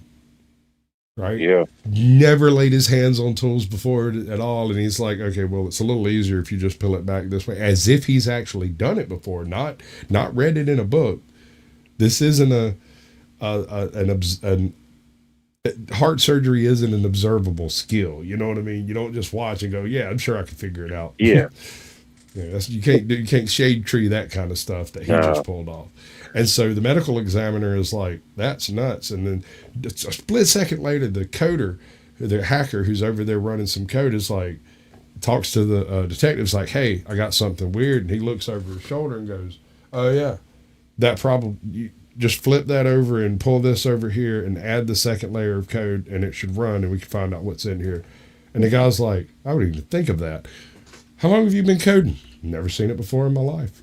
Turns around and looks at this. The detective is like, okay, I know who killed him. Yeah. Then breaks it all down. And yeah, like it's like a darker, more dreary version of the Big Bang Theory if that guy was working with the police. Yeah. I can see that. Yeah. Slightly less funny, more ironic. Yeah. A really dark Sheldon. Sheldon went to the dark side. Well, this guy has a sense of humor, but it's very, very dry and very, very flat. So, like, when he tells a joke, it's not a joke that he personally thinks is funny. It's a joke that you might find funny if you realize he's telling the joke in the first place. Yeah. Or a lot of it is like really, really silly, where there's a spill on the floor. Is it blood? Is it transmission fluid? What are we looking at? It's chocolate milk. Well, where did the chocolate milk come from? And he says brown cows and walks out. Yeah. Okay. It's true. It's one of those that you first of all, he's so serious and so dry. You kind of got to take him serious on the first round of thought and then decide if he's joking. Like, maybe I need to check out on some brown cows. Like it. It's good stuff. Dresden Files is pretty good, too. Wasn't there a guy on Criminal Minds kind of like that? The one that solved like that. Numbers. Yeah, the kind of quirky guy with the curly hair. Yes. Yeah. Numbers. Yeah, Numbers. That's another good one. Yes. But Numbers, yeah. I have seen some of that show. But John Doe would be the quirky guy with the curly hair, the weird computer dude they've got in the basement, and the detective all at the same time. He knows everything. He knows, look, stupid shit like this. He knows when your niece's birthday is. Never met your niece, knows her name. Yeah, that's knows next your parents, level. knows your genealogy. When he meets you, and no one can explain how, he knows your work history, your complaint levels. I would almost think he'd be chipped in at some point, you know? Right. See, that's the thing is this is back before all of this multimedia type of stuff was going on. Basically, he had access to tell you about what's coming, you know? But I think that there's been time travel. So, yes, it's possible because look at the Google glasses now. I think there can't be time travel. And if there has in this universe, then our universe is doomed. Why? It's very, and I'm not trying to talk down, but it's very, very complicated concept involving the uncertainty principle. It has to do with the displacement of matter and energy from one time to another, and that I can't see a mechanism by which the universe could compensate for that. And so any timeline that successfully develops time travel, first of all, it's not truly time travel because you're going to a different timeline. And second of all, that displacement of matter from one to another causes both of those universes to spiral out into non existence, leaving the main timeline untouched. Theory, just mine. I could see where it would. Well, let me show you my evidences. The Mandela effect, Trump became president, and The Simpsons. In theory, the further out of center the timeline, away from the center timeline you are, the weirder, stranger, and more unusual the laws of physics would become.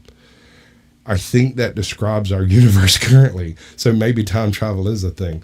And I went one step further. Having thought all this through, I have a secret code that I can present myself to let me know that time travel has occurred and that I need to get on board right now with no questions asked.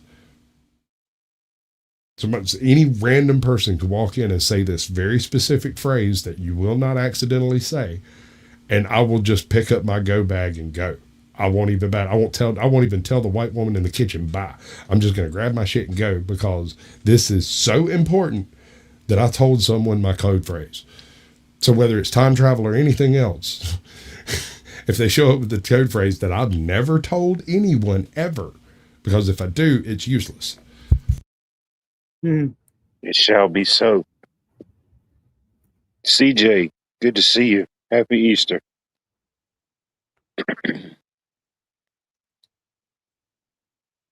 Pre-planned. Yeah.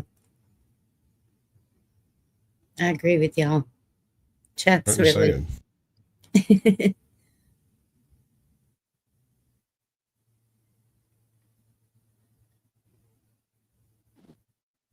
Of course, and again, I also don't believe Atlantis was an island. I think there's another way to explain the descriptions without referring to land. Where do you think it could have possibly been? All right. If you look into the history of Sri Lanka, you'll find a group of people who refer to themselves, or rather, they have a name for themselves that translates to sea gypsies, sea travelers, seamen. They have a religious doctrine. To them, it is verboten. It's very, very bad luck to be on land for too long. They have a limited amount of time that they can spend on land. Otherwise, they're supposed to be on their boats or on their houseboats or on their travel boats or on their village boats or whatever. And they have village boats. Now, that type of lifestyle would have been absolutely acceptable the world over until the Bronze Age.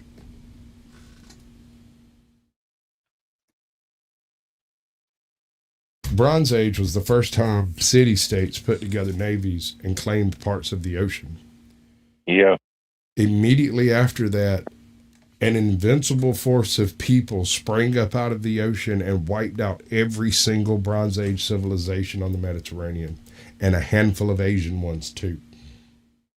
I wonder what their belief was about not being able to be on land like that. I wonder what determined that, or what caused that to be. So with the sea gypsies, and keep in mind these are merely an analog of what I'm talking about. They're not the actual group of people. But with them, they have a matrilineal society. They keep the daughters in the village and trade out sons with the people on the land. Like to marry off? Yeah. Well, to bring in genes and to export genes, that kind of stuff. And so some of the sea gypsies will travel, 800-900 miles away to go trade out a son to have a husband for a daughter and bring those genes back to this. They don't know what they're doing. They just know that it's not good to marry sisters. Yeah. Well, at least they figured that part out. Yeah, at least they figured that out. That's good. Right. So I think hypothetically, right, if there was a society that existed on the ocean and disdained land, then whenever one of these sons came to shore and they had skills that no one else in this village has ever seen, like some slightly more advanced mathematics, the ability to work with unknown materials, possibly a handful of adhesives that you've never heard of. These would be more advanced than the ones on the land, because when you're dealing with the problems that are inherent in being on the ocean all the time, your tech is going to get better. Yeah. Right? You're going to be better at solving problems. You're going to be better at working through issues. You'll be more adaptable, more and more stick with it. Because if your boat goes down, your entire tribe dies. Yeah, no doubt. It can't happen. It can't happen. So this brings to light some of the stories from around the world where you have some random dude off of a boat who shows up and brings civilization to the natives. You got Viracocha in South America, Quetzalcoatl further south. You've got what was his name, Timbuktu or whatever. Yeah. In the Mesoamerican area. Different stories all around the world. Up here yeah. in North America, you got Twin 1 and Twin 2. They showed up on a floating gourd after the Great Flood. In India, you have Manu and Mandu. They literally sailed into the Ganges on a big floating canoe. And it was supposedly the first boat the people there had ever seen. And then they left on a big floating canoe when they got done sharing language and mathematics and stargazing and city planning and farming and water control and all of that stuff. Civilization. Yeah. The first emperor of China is considered one of these people whenever you're looking at it, because before him, China was a bunch of basically broken up, they call them kingdoms, but they were Bronze Age tribes is what they were. Little city states scrapping with each other. And this one dude shows up and is like, hey, we should all work together. And they were like, no, kill him. And he wiped them out. He used superior tactics, superior technology, and superior mathematics to great advantage, along with the horse. Yeah. Gone. I just wiped them all up. Jiangsu, not Sung Su, Shang-Chi. Something like that. First emperor of China. Yeah. Yeah, shout out to the lurkers. I appreciate you being here. You know who you are. I love you still the same. Well, I'm an even better creator because every day I love you just a little bit more. There you go. I don't know. It's fishing.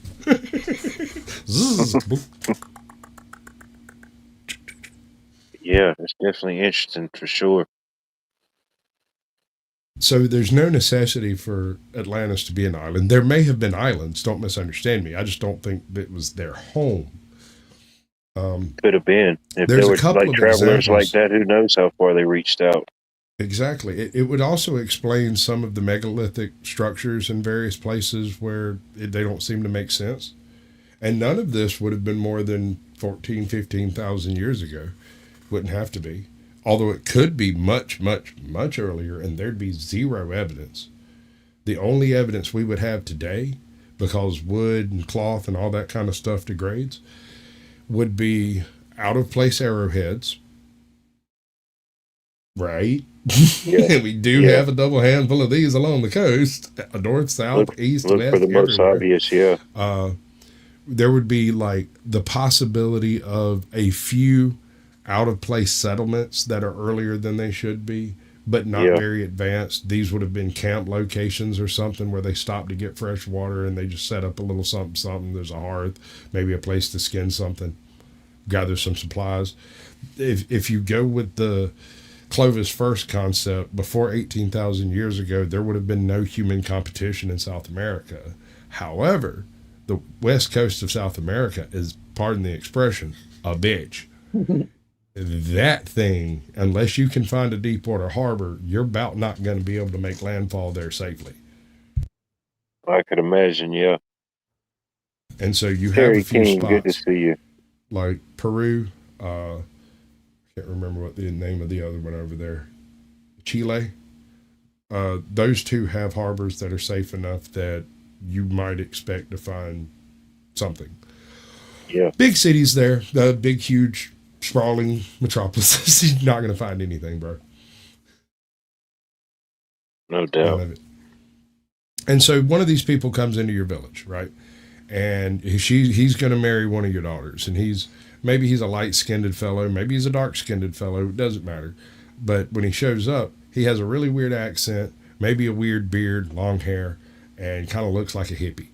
Uh, but he tells you, you know, you shouldn't drink the water below the latrine. You always drink the water above. Yeah. And that's a good idea. And then he's like, you shouldn't grow your food above the latrine. You should grow your food below the latrine. And that's a really good idea too. And check this out. 1 and 1, we now have 2. This is an inch. This is a yard. This is a mile. Now I need a straight line from here all the way to that mountaintop over yonder. This is called geometry, folks.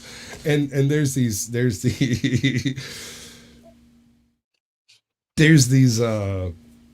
these individuals from mythical history. Ra, fucking who was the dude from India? Did to Adam's Bridge, Adam's Causeway. It's referred to as the Vishnu's Causeway. I can't remember. Anyway, this was a god that showed up. You'll never believe where he came from. What's A that? boat, Where? a boat in the ocean. He just wandered in off the ocean, wandered up into a village. Was like, "Hey, Huh. folks, you know, if you plan everything in a row, you can just pick it later." The old man in Check the this sea. out. I'm gonna dig this little hole, and now the water runs straight to your garden. Hmm. Oh, by the way, this is called a garden. Yeah. I'm just saying these myths are all over the world in small tribes, large, South America, North America, the Inuit. They all speak of strangers coming in from outside, bringing some sort of heightened knowledge. Ancient aliens want you to believe it's aliens. Personally, I think it is a parallel culture that existed on the oceans, and they're where we get our duplicate myths of dragons, certain foundational stories like the biblical flood, the story of Gilgamesh, the floods of Manu, the American flood myth of one twin, two twin. All of them, they all read as if some singular person told everyone the same story, and we're catching the bad telephone game at the other end of time.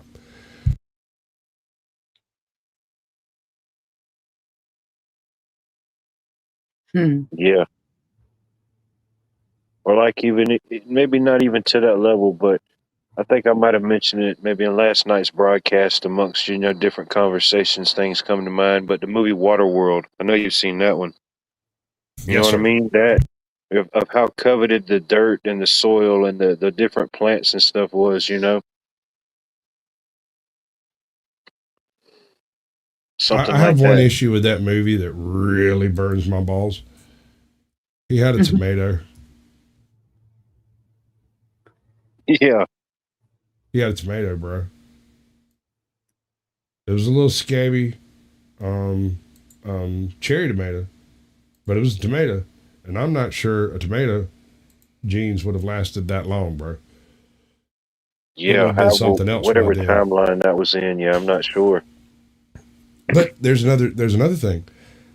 If we carry that world forward, and if those islands that were there are the Himalayas, then there is a plethora of seed banks and fallout shelters and all sorts of stuff down there that he could go get. He could restart civilization right there on that island Oh, I'm sure. with ichthyosapiens instead of people, which I guess they'd be people.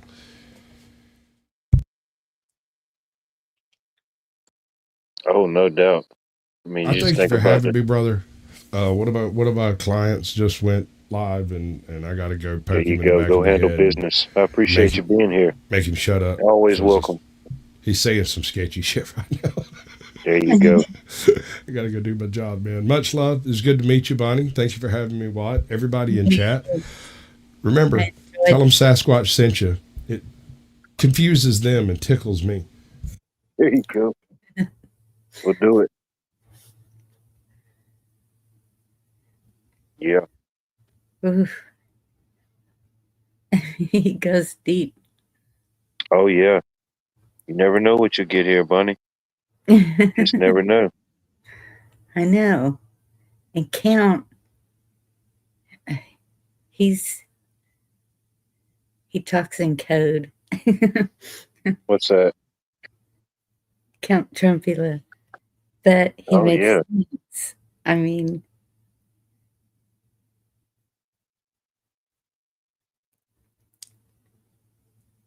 But yeah, Sasquatch is a good fella. I've known him for a little while around the Panelverse, different channels. Uh, okay. he's a fellow Georginian. I was gonna You know. say it sounds like he lives Oh yeah. same street anyway. Yeah, he's down here on Georgia as well. Yep. Yeah, he does different lives, different I guess like co-hosts produce other different lives with different people, things like that. Yeah, Pretty cool. that is cool. Well, we survived another Easter, Bonnie. What you think about that? How was the Easter? How was your Easter? um, well, we had ours yesterday, but today was a busy day. Got another child taken care of, and Nice. so that's always good. Just have a couple of more, and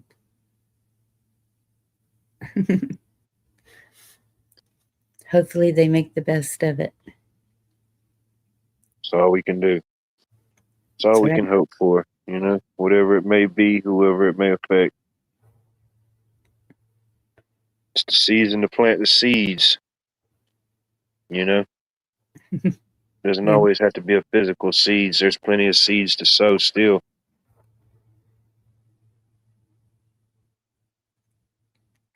yeah. I didn't get a ham this year, but roast beef sounds really good.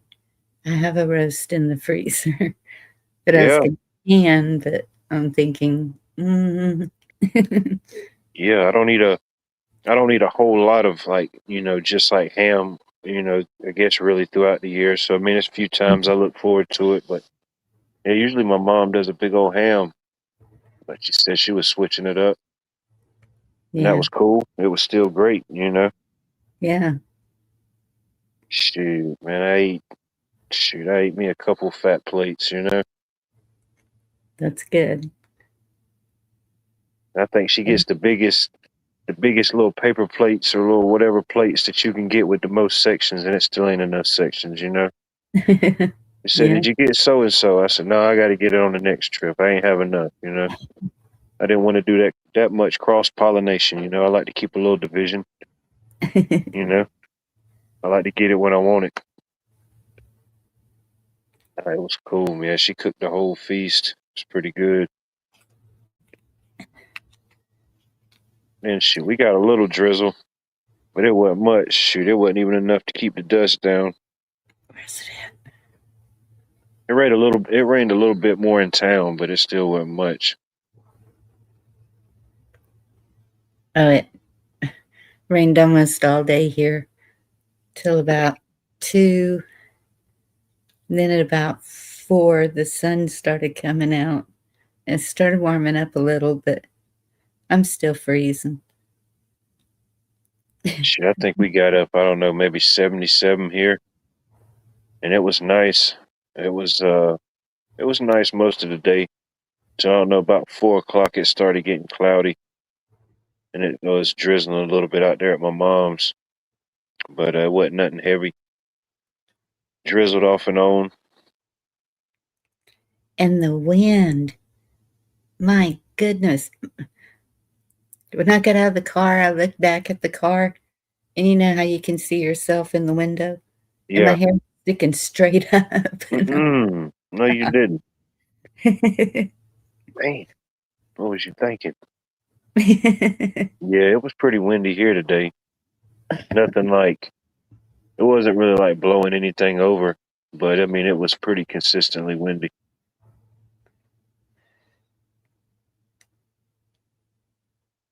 But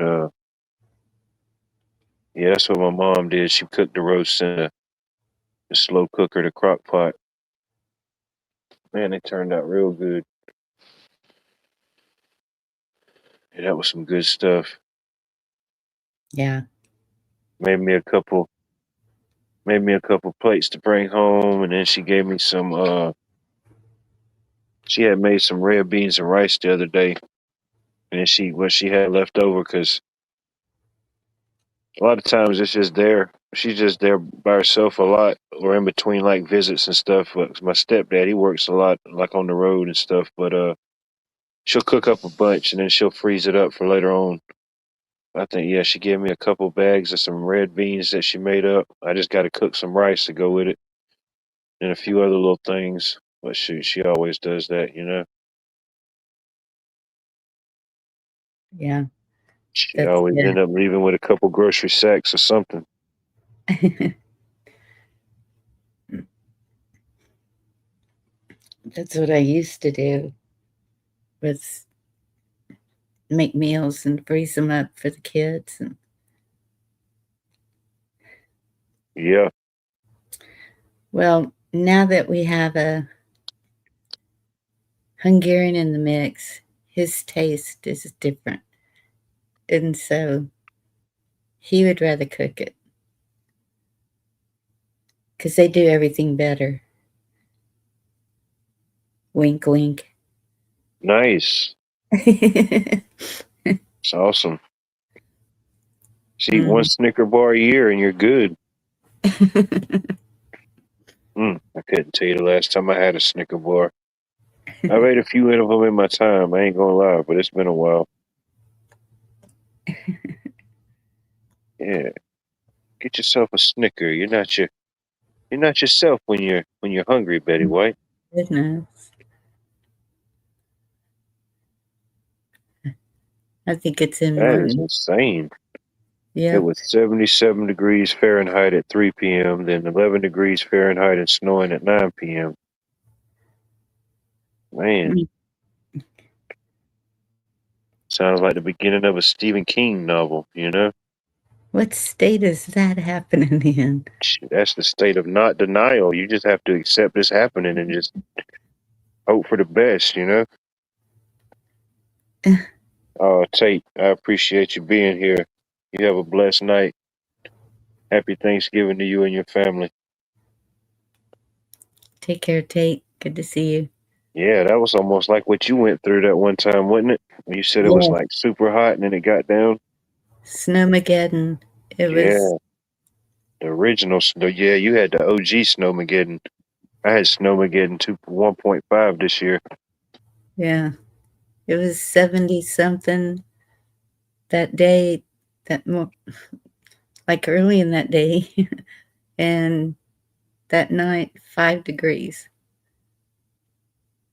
Yeah, And it's crazy. no, just Yeah, that was crazy. it was. And I didn't even think to take down my sunshade that I had over my deck. So all that snow just, It broke it. oh yeah, it snapped a 4x4 right in half. And what time of the year was this? You remember? February. Yeah, I mean, who would have thought that? I mean, it could happen, but I mean, who would have thought that something like that would happen so instant? Yeah. Well, and that's this weather.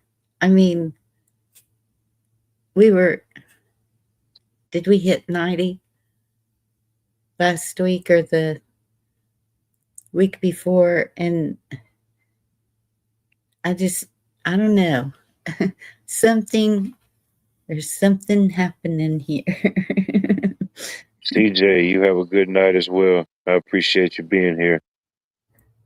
Night, CJ.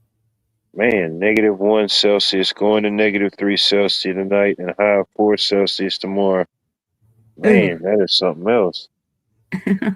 That's that Canadian weather, you know? You get in one of them little Canadian pockets. Mm, No, you wish you could rub a nose with the Eskimos. I thank the Lord he put me in the South.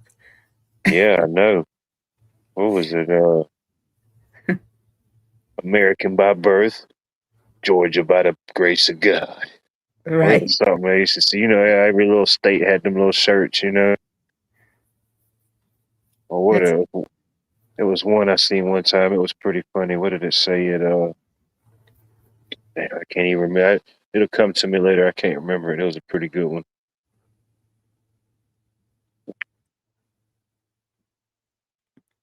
Yeah, then you got Washington State. They just skipped winter completely. They said the hell with it. Who's celebrating winter this year? Not us.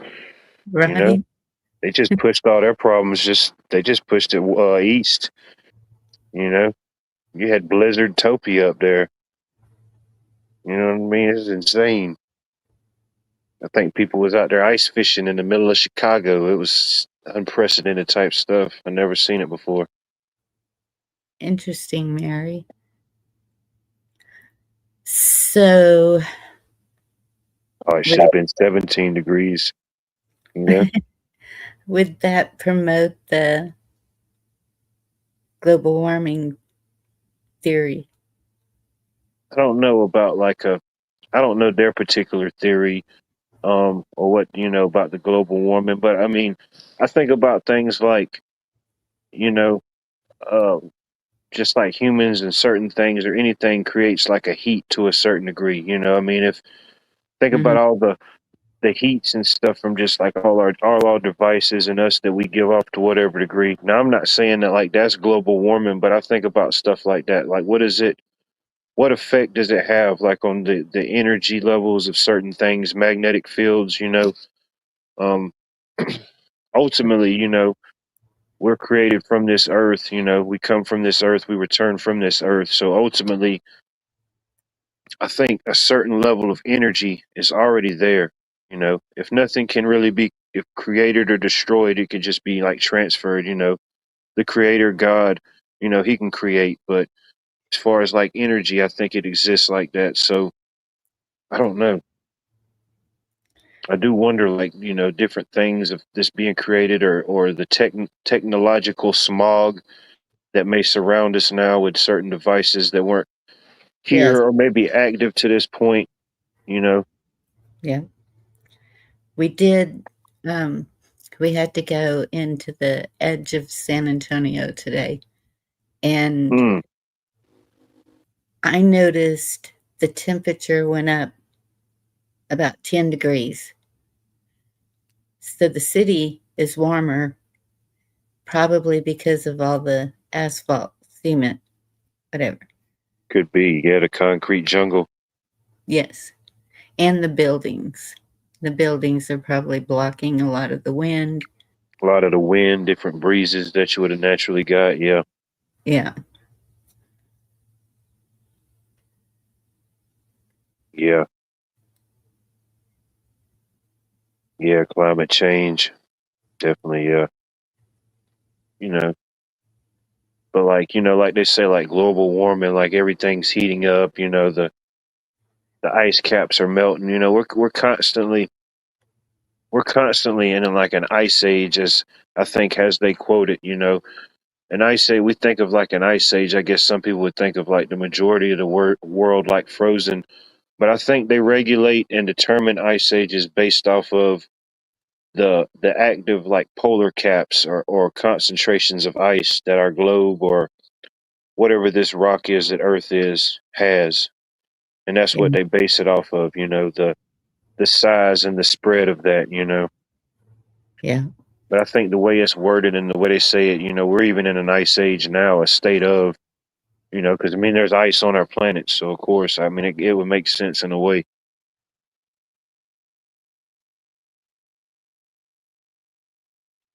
But, Did you see Anne's comment?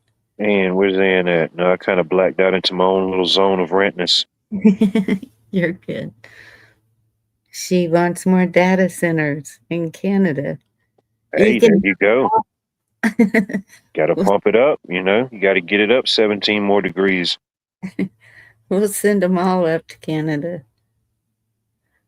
No, I mean, even something like that, yeah, I could imagine a certain radiance. They put off certain decimal levels of noise and frequency. So, I'm sure.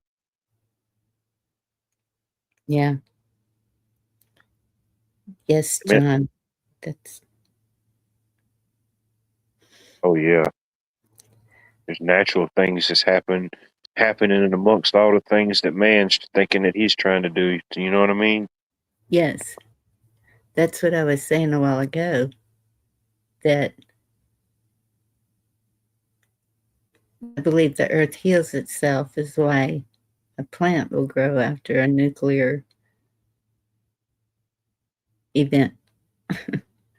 I would think so. Certain ways have a way of balancing out or refining themselves. Like Yes. I don't know if you ever saw the show or heard of the show. I think it was called Life After Humans, and like it would show like different scenarios or different places. Like it would show like a let's just say it would show the big city of Houston. It would show Houston and no humans, and it would show like wildlife kind of roaming through the city, plants and everything. Then kind of grew up through the cracks in the sidewalks. Kind of nature kind of taking back over. Mm-hmm. It was a kind of interesting concept, but I guess it was something kind of like that. Yeah. Rich Runner. Good to see you. Tennessee Ridge Runner. Good evening. Shoot ya. Good to see you. Happy Easter weekend.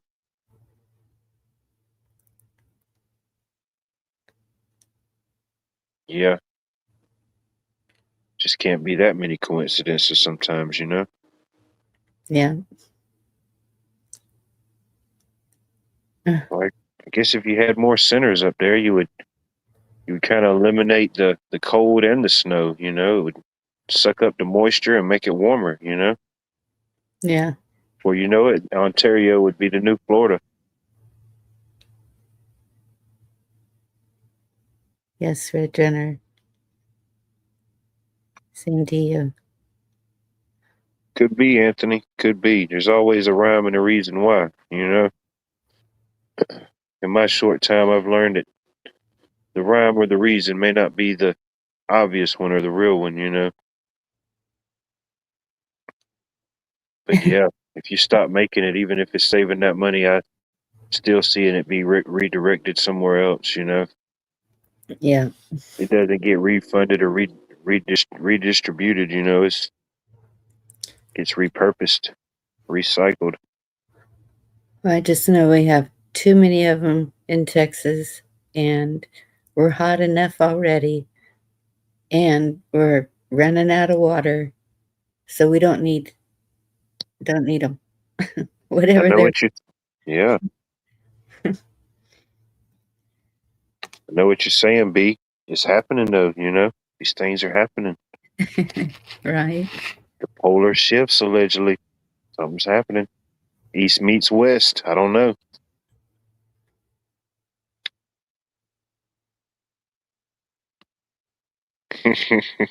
Yeah. Somebody uh, told me once. Uh, Better decide which side of the Mississippi River you want to be on. And I thought that was kind of something strange to say. yeah, I was going to say that, but I didn't think it was the time to really make that announcement. You know, you need to pick a side. You need to pick a side. Which side of the river you want to be on? You want to be on the west side or you want to be on the east side? No, I don't know. I don't either. I don't want to be Um, in the desert. If the desert spreads, I mean, that's a big division. I mean, if you think about like the placement of the Mississippi, just like down the breakdown of like the states. yes, Um, be saying west. uh-oh. Okay, B, we'll swap places. No, I don't want to live in Florida. Florida's going to sink. No, I don't know. Amen, Count. And There you go. I know in the end, that's the whole everything of it right there. But I don't think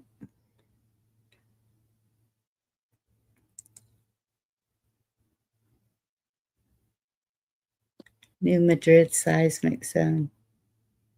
I've heard of that, John.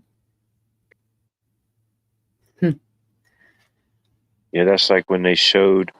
Uh, I know a couple different channels showed it. I think you even pulled it up and showed it one time that allegedly some type of water event happened, and it showed how like the water's rising throughout the Americas. You remember that map? Yes. And it was like it was crazy. You know, there would have been like beachfront property in Idaho and uh, Yes. Nevada, and then uh, some that whole little pocket like around Oregon and right there, it just kind of disappeared underwater. And in the Mississippi, they showed it widening like dramatically. Yes. Um, and heck, I even think it looked close. It looked real close to where I was at. Either I was going to be completely annihilated, or I was going to officially have beachfront property here in Augusta. That line looked real close. I couldn't really tell where they was cutting it off at. You know, I could have been on an island or on a beachfront property, either way. But it made me think about that. But who knows? I think that map put San Antonio on the coastline. Yeah, San Antonio beachfront property coming soon. Yeah. I forget who put that map out. It was might have been some type of government entity. I don't know. I can't remember the source. But yeah, I it can't was remember. weird. But Yeah, Colorado Springs had beachfront property. It was weird. I think there might have been the only thing left from California. How they showed it was like a little piece, like a little island. I could be wrong. I don't know but how it would actually determine that exact spot. I know it may be a rendering, but how it came to that rendering, I don't know.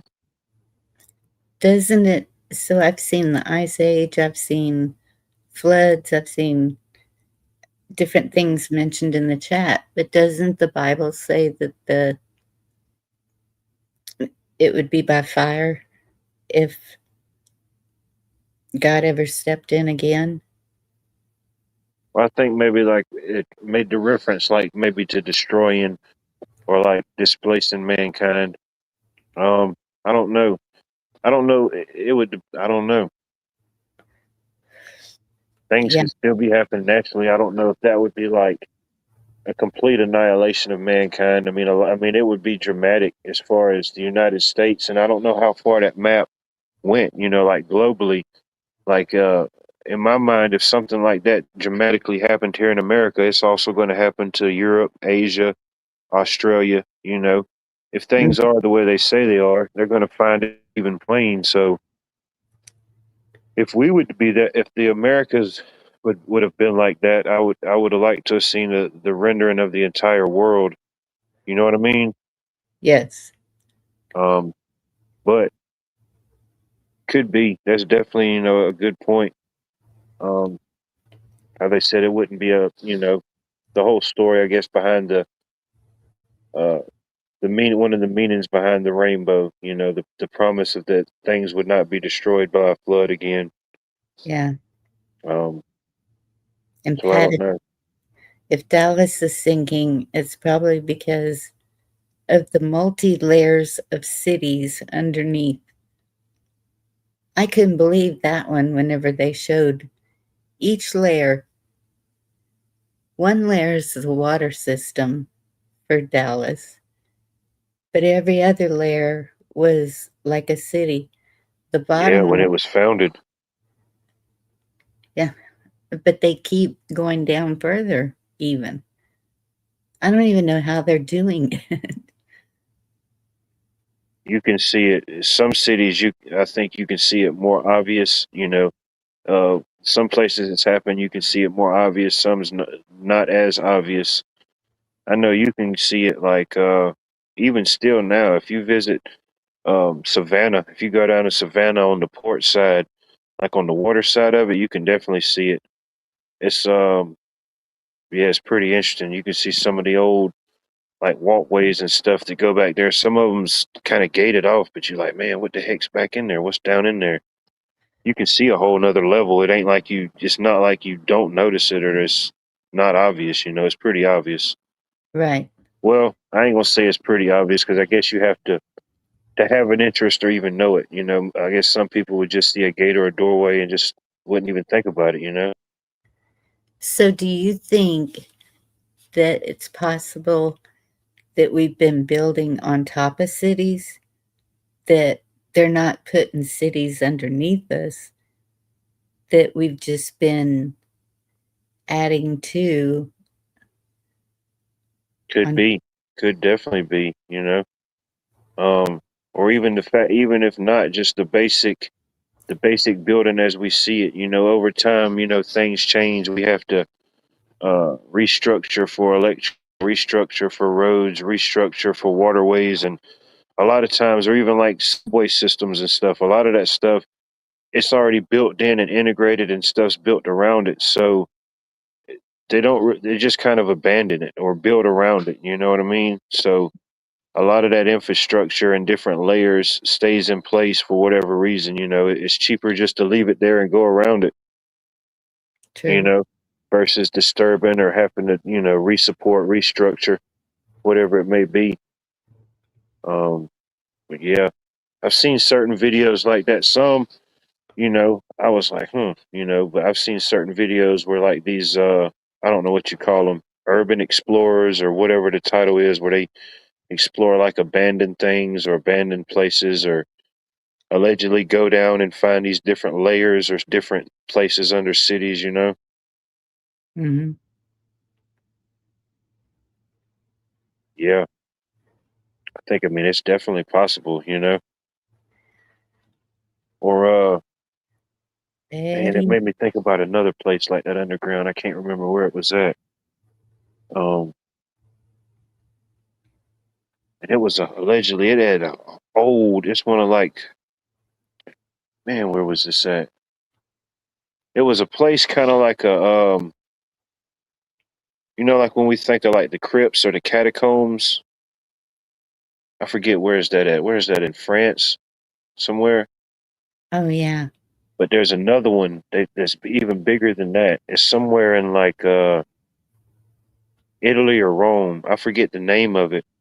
But man, I watched a not really a documentary, but a video on it not too long ago, and it's weird because it's got I forget how many bodies in it. It's thousands and thousands, but a lot of them they're just like standing upright or like in boxes, like clear boxes, and they've got like on full their full attire, like soldiers, nuns, priests, uh, Hmm. blacksmiths. You know, different. They got their clothes on, and there's this one, the most famous person that's in this crypt. I forget the name of this girl, but it's this little girl allegedly, and she died like I don't know. She's like a couple hundred years old or something like that. Is when she passed. I could be wrong. It may not be that long. Maybe 100 years or something. Uh, but she got put in there, and allegedly her body and everything has not changed a bit. You know, there's Goodness. something in that something in that crypt or that atmosphere that has some of the bodies in there. Some of the stuff like is like still intact after hundreds of years or so many years being down there. Pompeo, John said. Pompeo, yep, that's it. Pompeo. Um, and I don't think I'd ever heard about it until I started watching this channel talk about it. But yeah, it's kind of interesting. I forget that little girl, but there's a little allegedly there's a little girl there, and she's like in this uh glass sarcophagus, glass encasement. You know, Hmm. I don't know what kind of made me go down that rabbit hole or something. Something made me think about it, and we went there.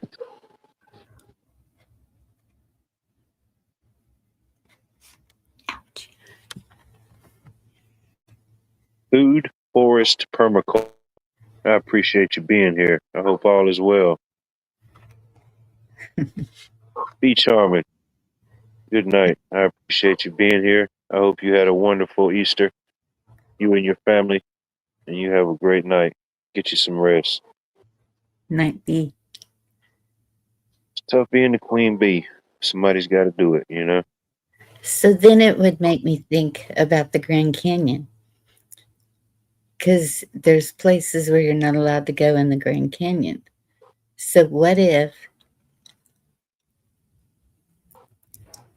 The Grand Canyon is actually the start, and they just kept building up on it because you've seen the figures that are Yeah. there, but for whatever reason, they just left a hole. Yeah. It's, I've seen some stories, and of course, it's all however many people were moved. But yeah, I've heard several stories. One of them about this, I don't know, scientist, archaeologist, explorer, whatever it might have been at the time, was going through certain parts of the Grand Canyon allegedly, and he came across some sculptures, some structures, some tomb-like, temple-like structures with a lot of different items, markings, stuff like that. I mean, of course, I don't know personally, but I mean, I've heard the little stories and different lores about stuff like that. Before he can get back to come check it out again, it's completely locked off, barricaded, and sorry, sir, you can't enter here. It's for your own safety, of course. right. Yes, Richmond, that's what Yeah, I've seen. I mean, that would definitely. Oh man, that would definitely. Ultimately, it would lead to more questions than answers. But Yeah, you know, having something like that suppressed, definitely makes you wonder. Nobody else, if anybody's got curiosity, it just makes you wonder. Can't help it. and I'm curious, and people don't like questions. But I want to know. Oh, I think I want to know. There's some things I think are best left unknown, oh probably. yeah. But um, you know, I think John mentioned the dark web a while ago. That's someplace I've never been. Um, I don't think I want to go there. Nah, I think it opens a whole new realm of stuff that, it's like certain places you just don't go with certain levels of protect without certain levels of protection. yes, It's in the real world, online, the metaverses. yes, The mean streets of YouTube can be a handful in themselves. So yeah, true. some things are just better left unknown, unseen. We shall not speak of the unmentionables, whatever they may be. Or even in like the horror movies, where they would, whatever entity it was, whenever you spoke of it, it gave it power, like Freddy Krueger or Candyman or whatever, just speaking that name gave it power. Oh, that was just the name of the movie. Okay, sorry, John. I like it even better. It's a visual, it's a visual book. Yeah. All Really? the who, what, where, when, whys. Hmm. I don't know. I've seen some weird YouTube videos. Sometimes I feel like it went pretty dark. I'm like, man, where the heck did my algorithm lead me? Like, dang, I've completely forgotten what I was trying to find, how I even got here, or how do I even get out? Yeah. I So far, pressed the exit button and walk out of the room and shut the door, and I'm walking right back into the room and looking at myself, looking at the device. I'm like, man, what the heck is going on?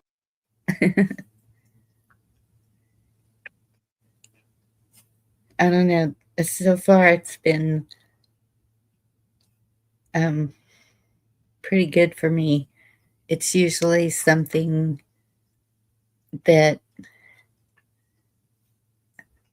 and you help with that too, but um, something uplifting, inspiration, um, connecting with the earth, connecting the with God more clearly.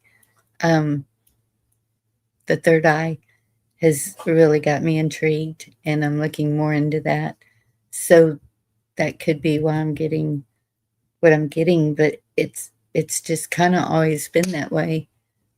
When things kind of changed on YouTube. People were branching off, and then I was kind of like, well, I don't know what to do now. And the videos, it was always a video and a song and a message that it just it just came to me. And so that's what I would share. And it was all of them were mind, body, and spirit is what they all led to. It was actually pretty cool. Yeah, like the circle of life in a way, you know. Yes. I mean, it doesn't have to be like in a death, a death final thing, you know. Ultimately, certain walks in life, you know, religiously or whatever, we're born again, you know. We cross through that threshold. We transverse through the waters, you know, whatever that may be. Reborn again, uh, whatever it may be, you know. Yeah. Well, Um, just like the awakening, it's I think it's going to be, or it is, because I believe it's happening, but I think it's connecting us more spiritually, in my opinion. It could be something totally different, but and even in the Bible, he talks about seeking knowledge, and knowledge brings wisdom. Is that how it goes? I can't remember the scripture, but I'm not yeah, sure. I know one of y'all know it.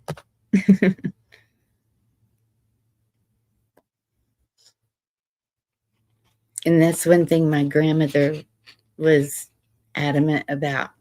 Keep reading because you're going to be learning for the rest of your life. And books were always the thing she would get me to read. And it was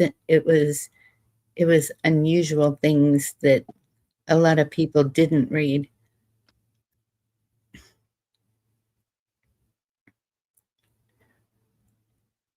And I got some of her books, and there's one on symbols, and I was kind of surprised to see that one. Um, and it's old. I don't know. She just she had some really good books. I think my mother got rid of a lot of them and only kept the ones she wanted to look at. October the 20, what does that say? October 2034, the 17th. I hope to be there. What's going on? Let me know. I'll put it on my itinerary. 34. I don't know if I'll be around by then. Yes. Yeah, John Dunnan. Yeah, I did know that. That is an interesting factoid. Yep. Yeah, I think he was the grandson, the descendant. Yeah, he was the descendant of the Bonapartes. Yep. Hmm. Yeah, I watched a little documentary one time, and it showed like different major like political leaders or rulers or different people in power throughout the times and stuff, and it showed like their different descendants and stuff like that, and what they're doing now, any living relatives they had. It was Mm-hmm. pretty interesting. There was quite a few of them that made their way to America. Well, yeah, that one girl that broke down how each president's been related in some way through Yeah, marriage, through whatever. I think, was it Johnson the only one that wasn't? I forget exactly right off top which one. Yeah, I think there was one. There might have been one or two. But I think it might have been just one. Or Nixon? Maybe it was Nixon. I don't know. I can't remember. But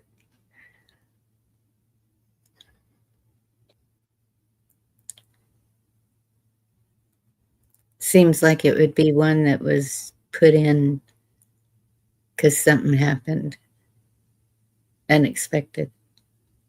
Could be something event. There was some, I forget right off the top of my head, but there was one president. He only served like I don't even think he might have been in there a month. There was certain little instances where something happened. Illness, something happened during that time. They didn't Mhm. really survive a full presidency. Solar cycles 26 maximum that they predicted peak data would have been watching since 19.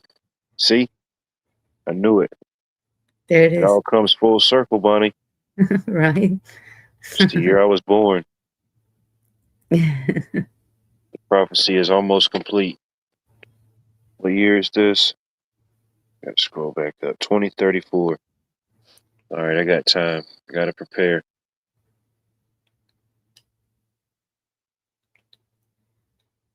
Will the sun go, and will rise? So, do you think the sun is inside the firmament or outside? Chat. You also know the speed is the intelligence of Vaticano. Yeah, no doubt. Vaticano.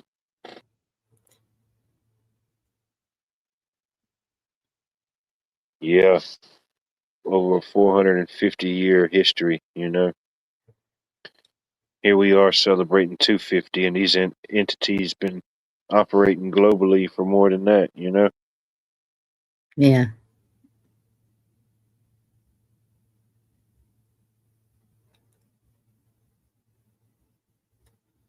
Gotcha. Definitely shoot. I have to add it to my itinerary and calendar, man.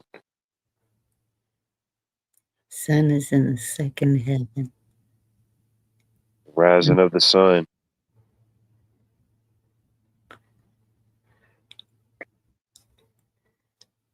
So then the moon would be also correct. Oh, I don't know. How they think they're getting to them. It was interesting what he said about the picture. And so all of the pictures I've seen, they're only showing inside of the cabin of whatever it is. Yeah, And I've seen one global picture, but it looked like every other. Like it just seemed like it was a copy of one that is typically seen.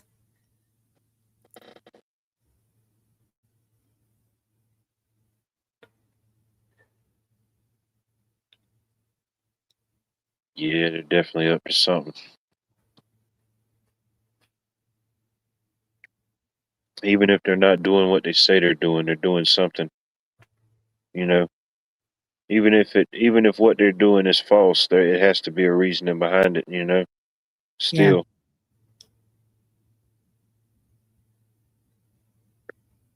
the Hobbits knew. You know what I mean? You see what happened to the Hobbits. I Shh, keep wanting to build a hobbit.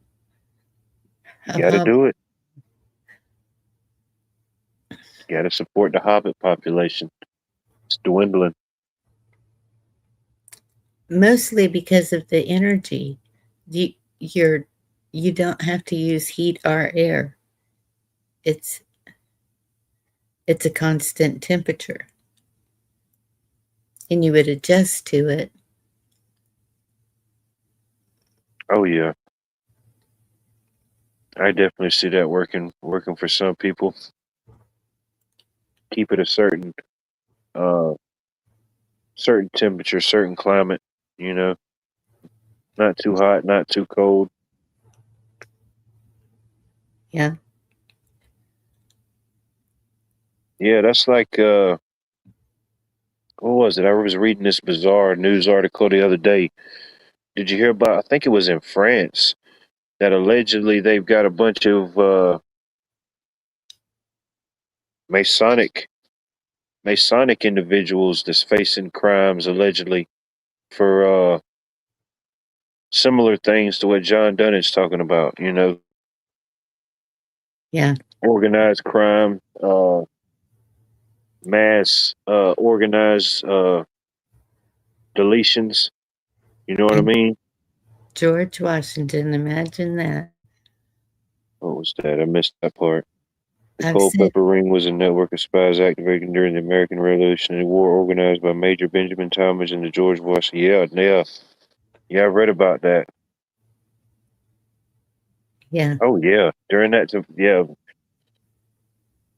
We think of like spies to the certain level that we are now, or what we see in movies. But those type of operations and stuff have been going on for quite some time. Yeah. Even in the Americas, they always had to figure out who was who, what was saying what. yeah. Hmm. You'd be sitting in the middle of a tavern any given night. Who knows what you could see or hear? So what if Jack the Ripper was like a merc or something? If Jack the Ripper was what? Like someone from an agency, Could have been. And there right? was always that lore behind it, or super suspicion on certain high level characters around that time. But who knows? Good to see you. Wouldn't surprise me. I Evening, mean, Ken. Oh yeah, it wouldn't surprise me, no doubt. a lot of the, It would surprise me more if there was an involvement, to yeah, whatever level. yeah.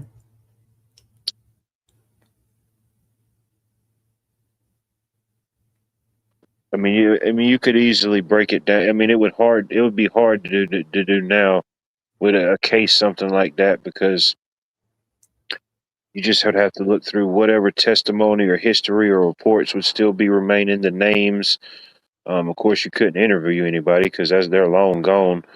But I mean, Right. you could try to sort through some type of connections and stuff. If there was some type of connection between the victims, or was it just pure random by chance?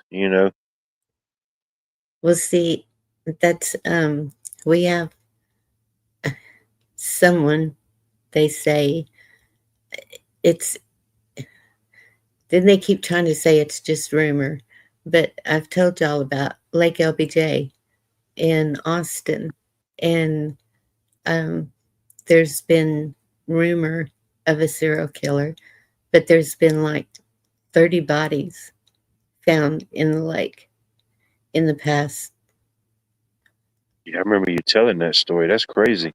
three, I don't know, it What hadn't city is this in? Austin, The capital. yes, the capital, and they're mostly men. Mm. Yeah, when you start to see like certain things, certain patterns, whatever purpose that particular pattern is being sought after, that's still the question, but it kind of gives you somewhat of maybe a MO, a motto to some degree. These people that study this type of stuff, the criminal mind, behavior, um, Yeah. you know, not even having no type of degrees or certain things. Some people, I can kind of look in and try to see somewhat. You can't understand it fully because you're not that person and you don't have that trigger, that instinct to do or think what they're doing. But I mean, people get found, they pick up on stuff. It's not always the fingerprints and eyewitness testimony. They have.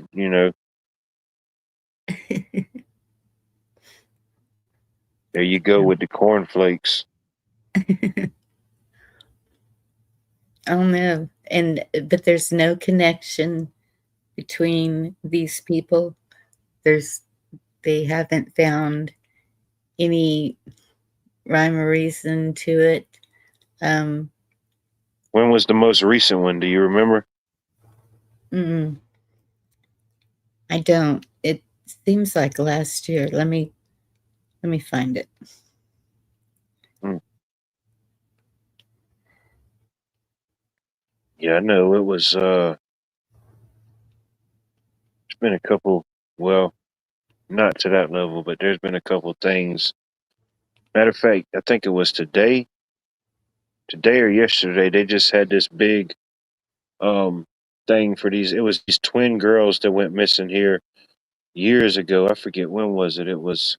I think it's been the 30 to this weekend was the 30-year anniversary of them going missing, and I guess they had like a memorial or a thing about it. But I know that was bizarre.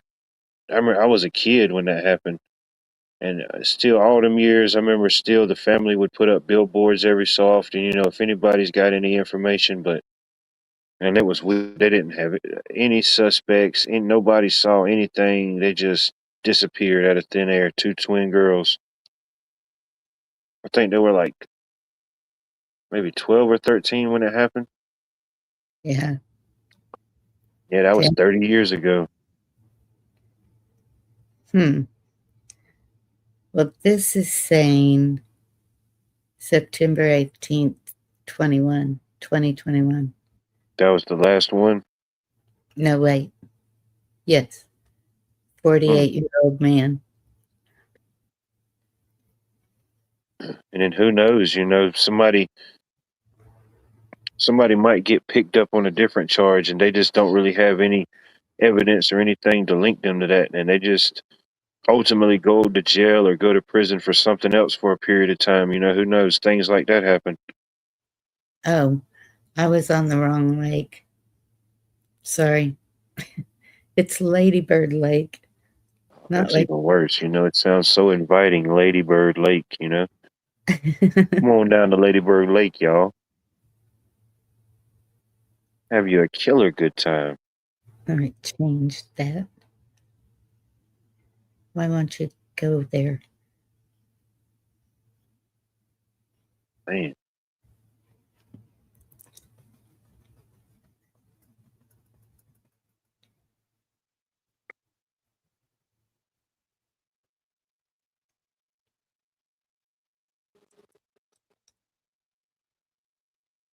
Here we go.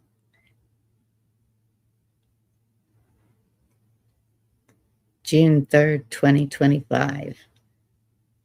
oh wow, that was just last year, not even a year ago. Yes. I knew it was recent. That's why I was like, wait a minute. This doesn't sound right. None of this. Hey, Kenny. Yeah, what's going on, buddy? Hey, what's going on, Watt and Bonnie? Doing well. Doing happy Easter to you and your family. Oh yeah, and we celebrated ours yesterday because my daughter had to work today. Yeah, I was So ahead of the curve. I wish I'd have did that. I'd have had the day off. I'm just waiting. I'm supposed to go hopefully on vacation next week, so I'm just waiting for that. Sweet. Shoot, ain't nothing wrong with that. I need to go on vacation this coming week, man. It's a madhouse. The Masters is in town. Hey, D-Dog. Shoot, I wish I'd rent out the villa and just go out of town for the week. What up, D-Dog? D-Dog. Do you know why the Easter Bunny hides Easter eggs? I do not know. I feel like I'm about to know, though. No telling what Devil Dog's going to come up with.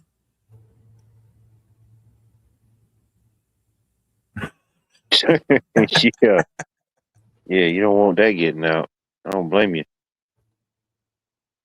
Over 3 dozen bodies discovered in or near the lake since 2022.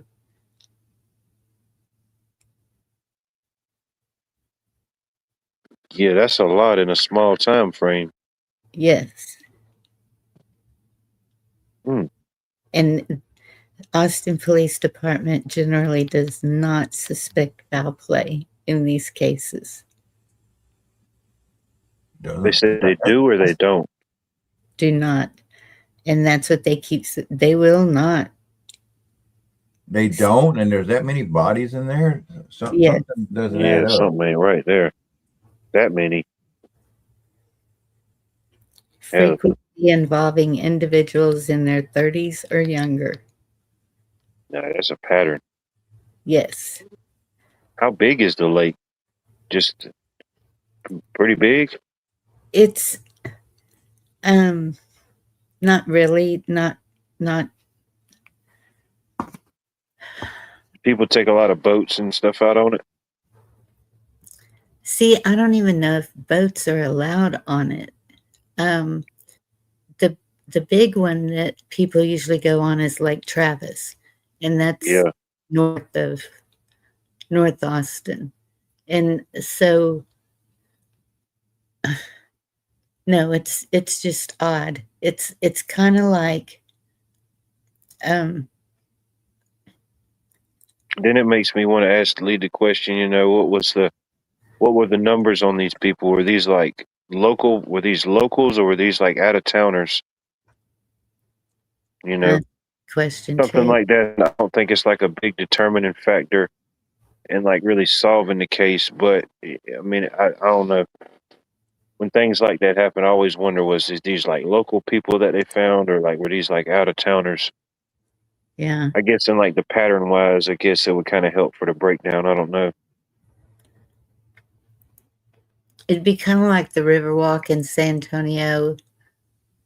Um, there's a lot of restaurants and clubs around it. It's Pretty active and happening spot any given time. Then yeah. Any mafia still around there? I, I think they're everywhere. could be. But what do I know? I'm just Yeah, that many and that little bit of time frame. It definitely, I think it would be more than one person involved with that for yes. sure. It's Some very type of organization. Yeah, to me. they're paying off all of them. That's why they don't want to say it's foul play. Yeah, they Yeah. don't want to. They don't want to have to take a visit to Lady Bird Lake. Yeah. Some of them they said were just jogging around there. Some of them they said were um, possibly at a bar and just fell in. You know, I could see maybe a couple over maybe a Yeah, couple decades span, but that many in a couple years. yes. that's a lot of people. Yeah, I ain't got a PhD, but you ain't gonna get that one past little old me.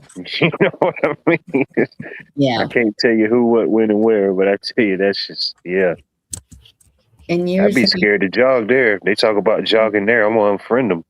you're right.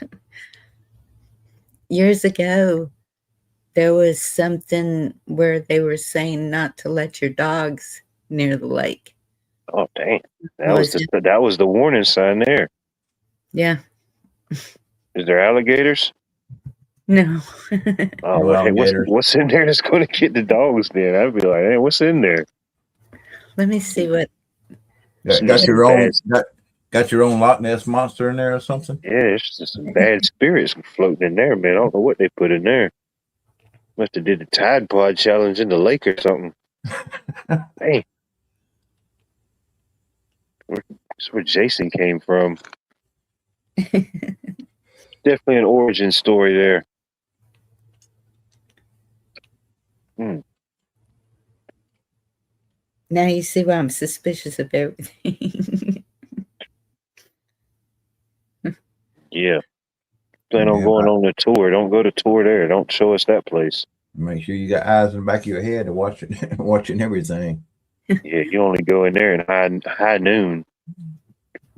Here it is. Dogs were warned against entering Lady Bird Lake in Austin, Texas, due to outbreaks of toxic blue-green algae that can Nice. release potent neurotoxins, which have caused fatal liver damage and respiratory paralysis in dogs That's not nice. since 2019. Did any of those people did they do autopsies on any of those people they brought out of the lake or anything like that? Or was there enough of them left to even check? I have Yeah, no idea. They, um, I'm telling you, they're not talking about it much. it don't sound like they want to talk about that. Mm-mm. They don't want to go there. Hmm. Yeah, they warn the dogs and not the people. Yeah. Go ahead, Dang. go for a swim. You'll be all right. Yeah. Just don't take your dogs in there. Yeah. Take a swim, get you some fish, but don't put the dog in there. Hmm. Yeah, they just need to shut it down, barricade it off, put a dome over it. Do something, Do not enter. drain it, and let it. No, you just got to self-contain it. Don't let it get out. See what happens Right. in 10 years. We'll just go back and investigate. No telling where they'd drain it to. Well, everyone in Texas knows when it's hot, when we have a drought, and the water's not moving, it's getting stagnant. Do not swim in it. You can get the brain eating thing, Yeah, amoeba. you don't want that thing. Yeah, amoeba. Yeah. Yeah, And you don't want it. so, I don't know. I ain't got much brain left. I definitely don't want a foreign entity or parasite taking the rest of it. You know what I mean? Having Yeah. a fire cell on brains over here. I'm just trying to get me a little dip in the lake, get my toes wet. You know, it wasn't. I can't remember if it was last year or the year before. You know, they had down around Florida and like Panama City. They had that flesh-eating bacteria. Yeah, I heard about that, man. Yes, we had that down around Port Aransas also. Dang, bro. There, You ain't there even was worried about the sharks no more. You just worried about the flesh-eating bacteria, you know? Just the yeah, water. there was a lady from my area that had got it, and she was in the hospital for a while. Yeah. Yeah, no, that's why I probably didn't even go to the beach last year. I probably seen too many of them articles. I'm like, that's the hell with it. If it's gonna Just get me stay, here, I'm gonna get the local waters. just know? stay home. Yeah. Just go to somebody's house that's got a pool. There you go. Or just be happy with your shower. Yeah, there you go. Just cut the cold water on and just pretend I'm in a waterfall at a grotto. Yep, they make those rainwater shower heads now.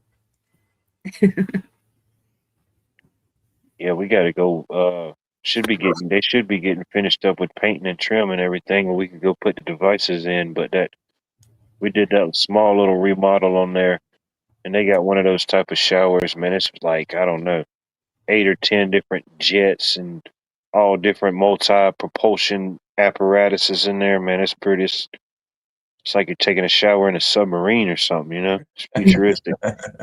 Water coming at you from all Yeah, it's got jets on the front. It's got the jet from the top. I said, well, Yeah, heck, I mean, if you're going to do it, you might as well do it big. yeah. I like the outdoor showers. I've seen those where they just add like a rock wall with an Yeah, entryway Yeah. and shower and because it would be really nice when you're outside working in the heat. It's hot. You're all sweaty. Just run under that before you go in the house. Cool off. oh, Yep. yeah. Yeah, my buddy my weekend buddy at my grandparents' house as a kid, his grandparents, they had a nice setup. Pool, a little pool house you could go into. They had a bathroom, a shower, everything in there, then a little shower beside it. But yeah, you weren't getting in their pool unless you showered off first. You know, I guess, I don't know. Damn, they must think we got the plague or something, you know? That's the way it was when I was growing up in San Antonio. You had to go through the showers before and after the pool, Yeah, you got to go through a whole decontamination process. I'm thinking, damn, I know I'm right? from the country, but I ain't that dirty, bro. You know? Well, I can see if people, a lot of people don't get out of the pool to go to Yeah. the restroom, so Oh I can yeah. stand after for sure. But I get it, but as a kid, I didn't. I'm like, damn, what's going on here? You know what I mean? right, The heck with it. I didn't really mind. Really, I'm like, the heck with it. I'm getting in the pool anyway. Shoot, they had the freaking slide, the dive. They had everything. They got I'll the be, whole pool starter kit. I'll be right back. She needs out. All right.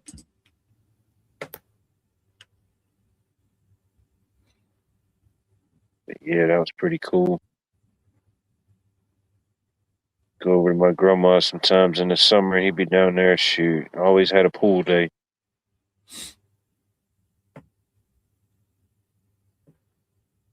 And Garvey says as long as no drones in the sky unless you got a roof on it. Mm. They're not gonna see anything. Not like we're gonna be outside naked or something. Yeah, I've seen some people's setups like that where they have like an enclosure around their pool. Yeah. Um,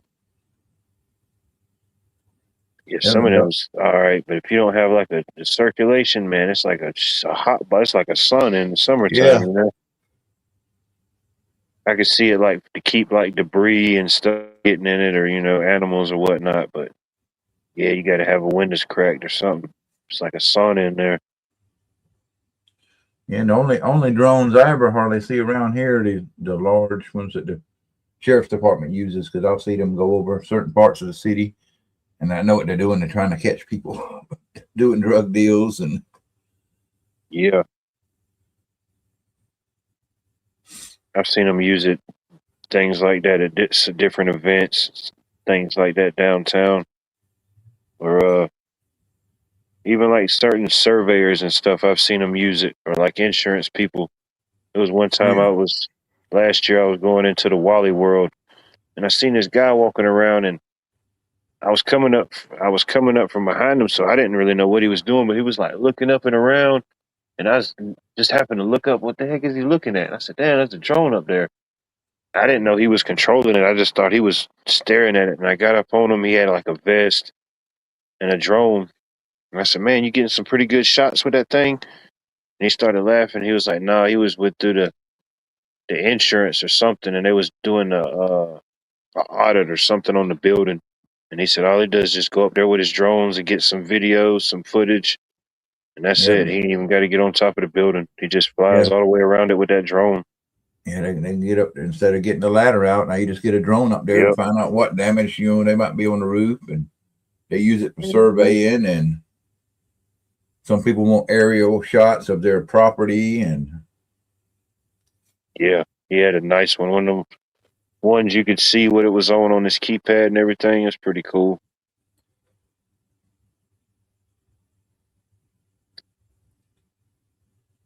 Got like a certain grid or a certain zone. He goes over and he scans over the whole property and boom, goes to the oh next yeah, one. and I hear they make pretty good money doing that too. Oh, I bet. Yeah. I mean, it's not like heavy machinery, but I mean, I imagine it's something like classified as like an equipment operator or something. Yeah, Extra title. it reminds me of several years ago when my son was at the Marine Air Station in South Carolina. He was out. He had a drone. I think it was a DJI Mavic or something. He was out there flying around this island out there. Yeah. Now, the island people couldn't go to. They're not allowed to own it. They fly around it. And you ever heard of the osprey? Yeah. It's a huge bird. Well, the Yep. osprey attacked it, and this drone landed somewhere on that island, so we lost it. Mm. Yeah, I know what you're talking about. Yeah. But luckily, he did have insurance coverage, so they got him another one. But he never seen that one again after that big old huge bird attacked it. Oh, I bet not. Yeah, he probably thought it was trying to attack him. Probably thought it Yeah, was another bird or something.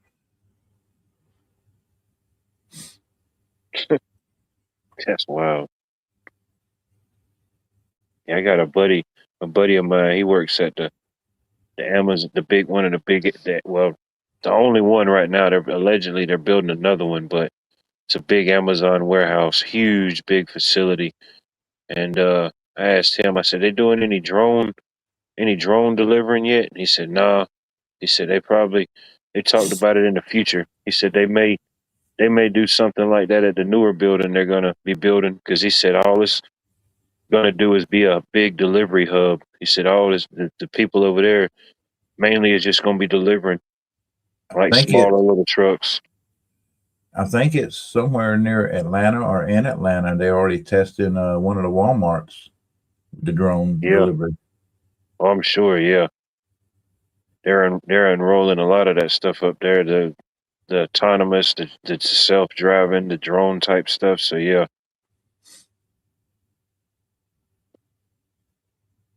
they usually they roll it out in your bigger cities, your capitals. I don't know if Atlanta's got those. I think they call them Wagos. I don't know if they've got those Yeah, they cars got yet. them. Yeah, I They got seen them them the there. last time I was up there. The self-driving cars. Yep, You couldn't I pay think me to get in one of them things. No way. and the ones I seen, I never seen anybody in them. The ones I went, especially once you get in the city. When I went to the Falcons game, you see them all just it's like they just go in one big loop. Wow. Until I guess I don't know if it's I don't know how you do it. I guess it's something like Uber. You got their app or Yeah, service, got and it. one of them just pulls up. Yeah, that's what I'm guessing. Like an app, and you say, "Hey, I want to ride. This is where to pick me up at," or Well, I mean, I guess if nothing else, you don't got to leave a tip. You can't give AI a tip. Unless you just tell them to get an umbrella. Yeah, I just couldn't trust it, though. I couldn't trust sitting in the back seat. It's bad enough riding with somebody you don't know. yeah, It's bad, and then you riding with somebody you don't even exist. You can't even see this entity. It's just, yeah. yeah, Cause I seen this one. I can't remember which Fox station it was, but it was one of them. It actually went off the road and it was on the interstate. But you know how Yes. they have them concrete barriers. Luckily, yeah, it hit that concrete barrier, or it would have just kept going on off the road. yeah. That'd be my luck. Start doing some weird stuff like that. The door's locked. You can't get out of this sucker. Yeah, you are locked in. My brother rode in one in San Francisco. And I said, "You're crazy." Yeah, I had a friend that did one out somewhere near Las Vegas, and he videoed it while he was in it on YouTube. I was Hmm. like, doing it live. I'm like, man, I said, you are one brave son of a bitch. Yeah. It got him where he wanted to go, but I wouldn't take that chance. Yeah, Anything can malfunction. What if somebody hacked into it and, Yes. oh, we're taking yeah, you here now. Now you're in the movie called Speed. yeah. Yep, that's how it would go. It's when they need a passenger brake.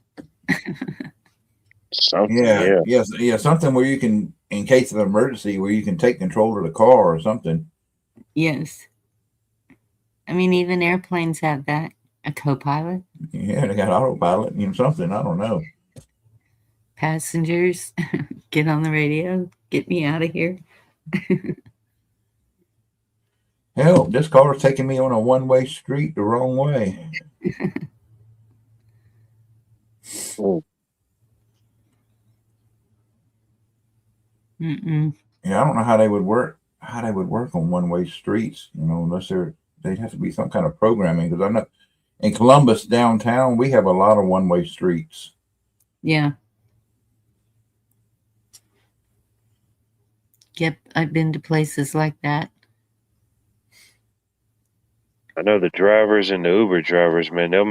Some of them will make pretty good money this coming week with all the people coming in town for the Masters. Oh, Yeah, yeah. Oh, them people that Uber and Lyft, man, they stay busy all day.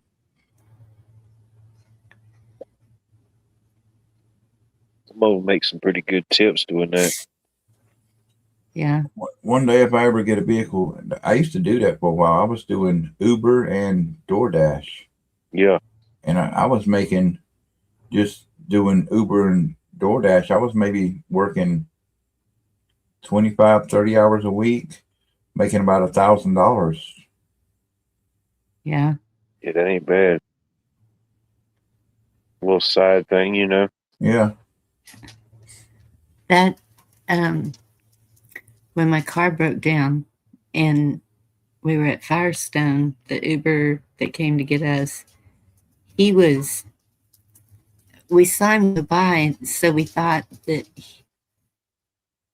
he didn't get the right location. So my daughter was all, "Oh no, there he went!" And so she keeps on because they described the vehicle that's going to be picking you up, and he was delivering someone else and then coming back to get us. He was constantly busy. I can't even remember what town that was in. All right. I will be right back. Okay.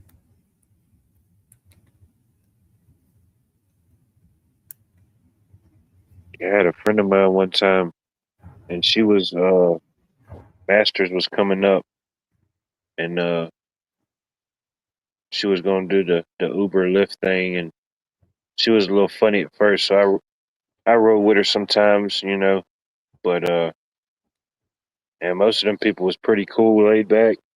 And most of them tip pretty good because they want to get to wherever the next big thing is, you know, wherever um, because all like the big restaurants and stuff down Washington Road around the tournament, they have things, you know, like meet and greets with certain players, different events, it's live bands, live music everywhere, every night, you know. So they're constantly trying to get to the next best thing. Mm-hmm. And some of them will be like, hey, you know, just contact directly. We just won't even, you know, we'll just contact you directly if we need to go somewhere while we're here, you know, that type of deal. Yeah. But yeah, I know I got some friends of mine. They do that on the side, do the Ubering or bring the some of them just bring the food to them. Mm-hmm. Especially nowadays, like in bigger cities and stuff like that. Some people they'll just deliver, you know, DoorDash. DoorDash and get it delivered. Yep. I mean, now you can get. I mean, you can get all type of stuff around here. I think you can get pretty much everything delivered to you except tobacco products. You can get food, snacks, uh, whatever you can think of. They got they got like this warehouse, and they turned it into like a hub. And I thought about that years ago, before they came out. What I'm thinking, you know, like you can order certain stuff like food, but you know, like what if you wanted like I don't know, You leaving? some snacks or some M&Ms or something. You know, what about somebody getting something like that? Would they do that now? They got this big warehouse, and it's just got all type of snacks, drinks, chips, all type of stuff. And you do it through the thing, and they bring you your whole bag of snacks or whatever you want. You ain't even got to leave now. But yeah, you can get liquor, beer, everything delivered, but for whatever reason they can't deliver any tobacco products. No cigarettes, cigars, anything like that. Lee, good evening. Two of my kids' families do that DoorDash, and Yeah, it can be drive through at a McDonald's or uh, a pharmacy that yeah, they have them go all over the place and pick up. yeah. Go pick up a steak and a baked potato. Yeah.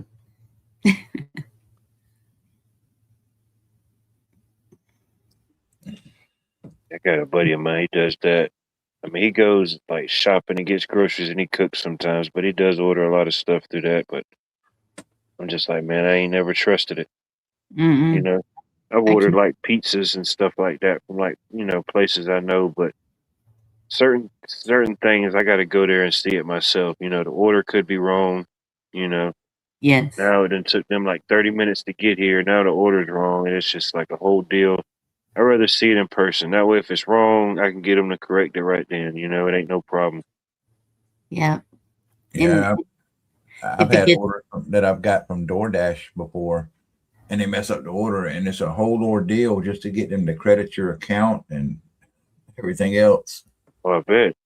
yes, that's what I was going to say. So the restaurant is the one that makes the mistake, but the DoorDash driver gets blamed for it, usually. No, you can call a restaurant, but they still tell you you have to go through DoorDash, and you have to somehow they have to get credit back from the restaurant. Because I've had like half cooked food. I'm like, I'm not Yeah, eating it. Yeah. yeah, Yeah, not knocking nobody that does that. It's a good way to make a little side money. But just me personally, I rather if I'm gonna get something, I like to go get it myself and check it. Get my order, check it. yes. 'Cause there ain't nothing more disappointing than being hungry and starving and getting something and it's wrong. Now you got to totally readjust and punt again. Like, oh man, I There knew was I was hangry. there was one girl that lost her job because she would go through the order and pick out what she wanted Oh before they man, delivered it. And yeah, it was usually food. yeah, I know there's some good ones that do it. But there's Yeah. the bad ones give it a bad rap. Yes. There's always got to be that one. Yeah, Or like I don't know how they do it. Like to do tips. Like if I did it, I wouldn't do a tip. I wouldn't tip them through the app. I'd tip them when they got here in person with cash. And I don't know if they have like a feature on there that you could show that. So I wouldn't want them to get mad and be like, "Dang, he didn't leave me no digital tip," thinking I'm not going to give them a tip, and then they do something to my order. You know what I mean? I don't know Yes. if they have a feature for that. I've never used it, so I don't know. yeah. I think Well, there's like a comment box. That's usually where I put it at. I'll put box. I'll put cash tip when you arrive. All right, yeah. As long as they give you some type of thing, yeah, I wouldn't want them to look at it and be like, "Damn, he didn't leave no tip." All right, I'll show him. Yeah, And have me bring this sushi all the way across town. I say make staples great again. Staple the bags, then you know if they opened it. Most places, it's like they got like a policy now. Most of them, they seal it up, put some type of sticker or something on it to show yeah, it hadn't been tampered with. Oh, okay. yeah, yeah. They I've have been in different restaurants and seen them do that. Put like a seal on it. Even I've seen them put a seal across the cup where the straw goes. yeah. Yeah. It's like pizza places. They'll have a seal on the box where the box can't be opened and things like Yeah, to that. show you that it wasn't opened after they boxed it. Yeah, Okay. little Good. things like that. Yeah, you get your pizza and all the seals is broken. You better inspect that joker. Yeah, No doubt.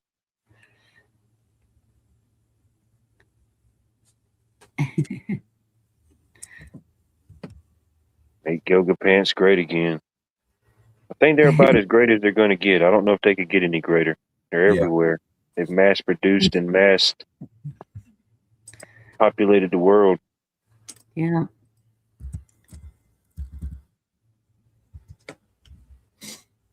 Mm. Well, that's about all you can get for winter clothes is leggings. Well, but they call them yoga pants. I guess because of the waist. I don't know, but so you can. They're thin. They're not warm. Oh yeah, Get yeah, them fleece lined also. they'll mess you up, man. You catch them and you get that right gleam in your eye from a distance. You're like, oh man, is this person really streaking? You know, especially some women will get like the what is it? What do they call it? Like the flesh tones, where they'll be like kind of almost looks like their skin, so you can't see from a distance. You're like, oh man, If I've she and it's got any about to pants go on, down. Yeah, I've seen that. That's crazy. like it is about to go down, y'all. Watch this.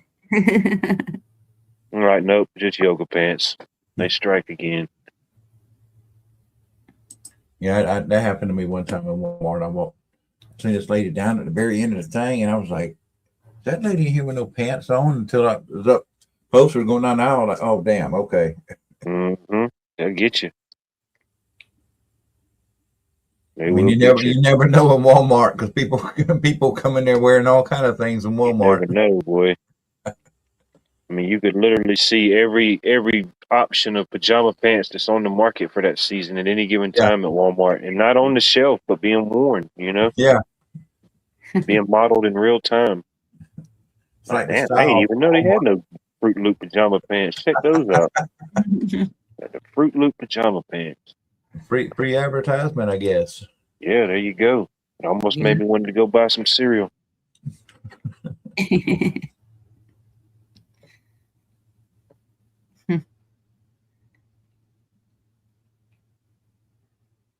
But linen.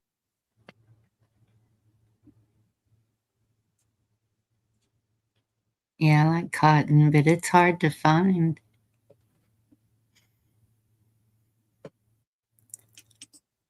I've I think learned that if I find something that I like and I can find it in my size, I try to get a couple of them. Because more Hmm. times than not, if I gotta go back and try to find it again, it's gone. It's like it never even existed. Yes. So if it's where I can, especially like clothes wise or certain things, if it's something I find that fits, I might buy a couple of them just to have another. Yeah. You never know. that's my problem when I go trying to find shoes. I have a hard time finding shoes to fit my feet. Same here. Yeah, I know it's tough. Yeah, I go into certain stores. Some now, if I got like a weird vibe about the store when I go in, I'll just go straight to the people and I'll be like, "Hey, what's the biggest size y'all got in here? What's the biggest size shirts y'all carry in men's or this and that?" Yeah, They give me the wrong answer. I say, "Well, I appreciate it," and I'll just leave. I won't even no need. Ain't even no need to go flick the hangers. Yep. I do find pretty good luck at the Ross clothing store. I yeah. Yeah. find luck in there on sometimes, like on certain pants that'll fit or shirts. And I've even found shoes in there that fit because their clothing and their cycles always change up. You never really know what you're gonna get in there. Yeah. One place I've never had a problem finding because I have to get a size 13 wide on shoes. One place I usually don't have a problem is finding them is Academy Sports. Hmm. Yeah, man, we used to have this store. Shit, it's probably closed down probably about close to 10 years ago. But man, you would have loved it, dude. They would have had your size in there because they had sizes that, but it was the 20. I don't know. I don't think the store really had a name. I just called it the 29.99 store because they had all their stuff in there was name brand stuff, but like pants, pairs of good pairs of jeans, $10, shorts, $5. But they had shoes. Must have been like a outlet store or something. I think he bumped his mic and turned himself off. I don't know. I heard a siren, I think.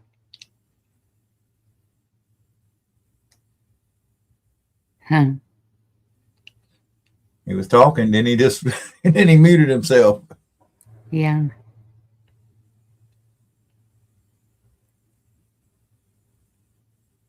Okay, Watt, we want to know you're okay.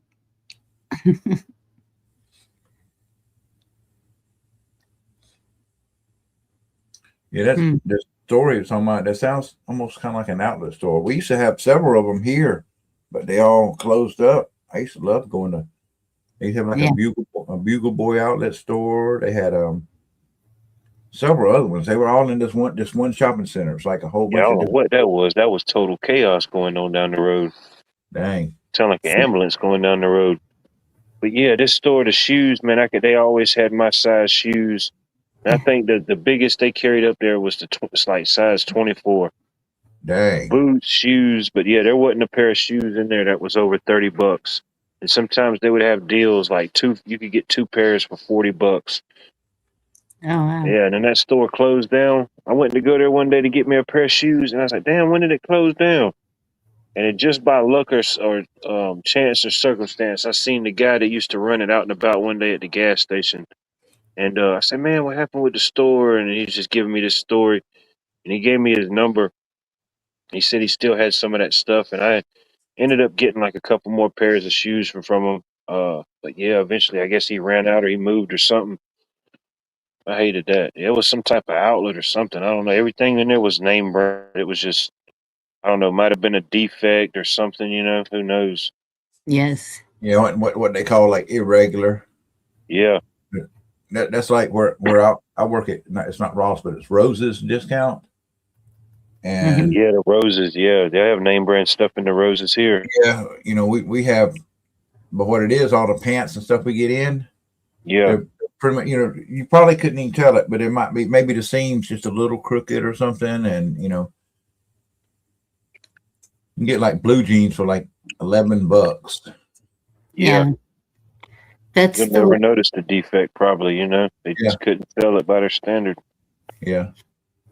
We have a store here. It's called Burke's, and um, darn it, what's the store? It's nationwide. I know y'all know it. I think we got a Burks here. But they sell things that the other store can't. Whatever doesn't sell at the other store, they send it to Like Burke. Big Lots or like a Ollie's. No, That's it's a high price store. TJ Maxx. No, yeah, dadgummit. and what the company I work for, Roses, they ended up buying Big Lots. They opened some of the Big Lots back up. Yeah. Bells. It's Bell. Bell. Yeah. We got a Bell's here, I think. I guess it's still open. Yes. Yeah. First they had talked about closing them all, but then they, well, the town that we can go to, it's like 40 miles away. I don't know. They might have closed the one here. I don't know. I have to look it up. I know we used to have one. I think there used to be one in Columbus. I'm not sure if it's still there or not. They built a new one there, but they have a Burke's in that town also. And so if you want a purse or something, go to Burke's. There you go. I need a new purse. Mine's falling apart. I carry too much in it. I know now it's big Let's see purse why season again. You start seeing all the women carrying around the beach bag purses, with 5 million items in there, utility belts and everything. It must be why my wife has like 20 purses. She'll get tired of this one. Like, I'm going to change to this one this week. Or I like the ones with a good sized pocket on the back. Y'all know what it's for. Something goes in the pocket. Mm-hmm. Something everyone should have. for that pistol, right? Mm-hmm. Yeah, that was a thing. I think it was last year. They made this big deal. They said that the Big Lots was closing. So I went into it and I bought a few things, At that time there wasn't a lot of stuff like marked down a whole lot. It was selective. And they said they was going out of business, and then shoot, not even 2 weeks later, oh, great news, we're reopening. The Big Lots isn't going anywhere. We're coming back better than ever. I Yeah, said, the heck with the Big Lots, man. I ain't going back in here, man. that's because Roses bought them. Big Lots, the company did actually go bankrupt, but Roses Discount bought them. I might give them another shot. I thought they was just playing some sick mind games, Because sometimes in our store, we've got our Roses plastic bags, but sometimes we'll have Big Lots bags. People are like, Big Lots. I'm like, yeah, didn't you hear Roses bought Big Lots? Huh. I'll be good. They operate on the same thing. It's basically like you were talking about with the other store where they get stuff that other stores can't sell. Yeah, like closeouts and returns. Yeah, that's what they get, like closeouts on, or when they maybe they made too many of these fans for that store, so they've got a surplus of them. Mm-hmm. So they'll buy the extra. And I thought Ollie's took the place of Big Lots. Actually, no, Ollie's is like a Big Lots, but Roses actually bought Big Lots. I was kind of upset because they opened up some of the Big Lots, but they didn't open up any of the stores around me. I'm like, Like, well, they were too close to our Rosa stores. We didn't want to open those up. So, okay. We don't We used have to have any. a store like that called Maxway. Yeah. I think it was under the Roses umbrella or something. Yep. Rosa's has, Rosa's owns Maxway, Bargaintown, Rosa's Express, and Big Lots. Hmm. I've never heard of that one. Well, we don't have any of those around that town that I was talking about. That's where we go for shopping usually, and they have Ross there also, HEB, Walmart, all the stores. I wish we'd get an HEB close to me. That's what I was saying last night. I'm ready to switch again. I always used HEB, but my daughter, if she's going to get her groceries, I'll just add to hers to mine, and she goes and picks it up. And she would rather go to Walmart. And for Easter dinner, she decided HEB, and I was like, "But will you make up your mind?" I think in the past 5 years I've only stepped into a Walmart maybe 3 times. Yeah, I don't really go to Walmart anymore. I just hate going to Walmart. I don't go in. Yeah, I was out at my mom's today, and I told her, I said, they opened up a Piggly Wiggly back in the area. They put it was a Harvey's supermarket, but they changed it to a Piggly Wiggly. And she said, yeah. She said, don't go in that sucker. And I said, what's wrong with it? And she said, I used to go into the Harveys and get certain things. Certain prices were good, but she said they raised up their prices. She said the prices in Piggly Wiggly is higher than the prices at IGA now. And I said, dang. Wow. Yeah, she said she went in there a couple weeks after it opened, after the hype died down of having a Piggly Wiggly back in the area, and she said, "Yeah, I won't." She said, "I won't go back in there." I'm glad our Piggly Wiggly here still got a lot of stuff that's still cheaper than Walmart. So, And then I forget exactly what all they sell, but they announced that they're bringing a Trader Joe's to the area. oh, I don't know exactly what all they sell, but people's going nuts. They're excited about it. They can't wait to go to the Trader Joe's. Hmm. I'm guessing it's some type of, I don't know, place similar to these places. I don't know. I've heard about it like up north and whatever, but yeah, allegedly it's already been confirmed. They've got the location and everything. I don't know when they're going to start building it. I just wish they'd put a Bass Pro Shop near me. Y'all don't got one? Not anywhere near. I We think got the well, no, we ain't. It's not a Bass Pro Shops. We got a big was it the Cabela's? Oh, okay. That We would got a even be just as well. Yeah, we got a big Cabela's outlet or store here in the area. It's pretty cool. They got about one of everything in there. Yeah, I don't like going to Walmart because they've done away with just about all the cashiers. Everything's like self checkout. Like, Oh yeah, I hate doing the self checkout. They give me a yeah, discount, I'd probably use it. yeah, Give me like 10% off. I mean, because you're ringing up everything yourself. They should put you on the payroll. Yeah. You should get a discount, but I always went to the self checkout years ago when I would go to Walmart because there wasn't a line. Yeah. Now that's all there is. Oh, really? At least the ones around here. Yeah, some of them get minimal. Yeah. Or to be enough people there to operate the registers. They're just all doing something else, Yeah. Yeah, I never been to a Trader Joe's or nothing, but yeah, I seen it on the news that they confirmed we got one coming to the area. And that's the difference with HEB too. They have people that you can talk to They're very polite. Customer service is spot on, and they have carry out if you need it. And Yeah. like the old days. That's just like Kroger. The closest one to me is in Auburn, Alabama. They, for some reason, Oh, damn. they were years ago, probably when I was a kid, they used to have Kroger here.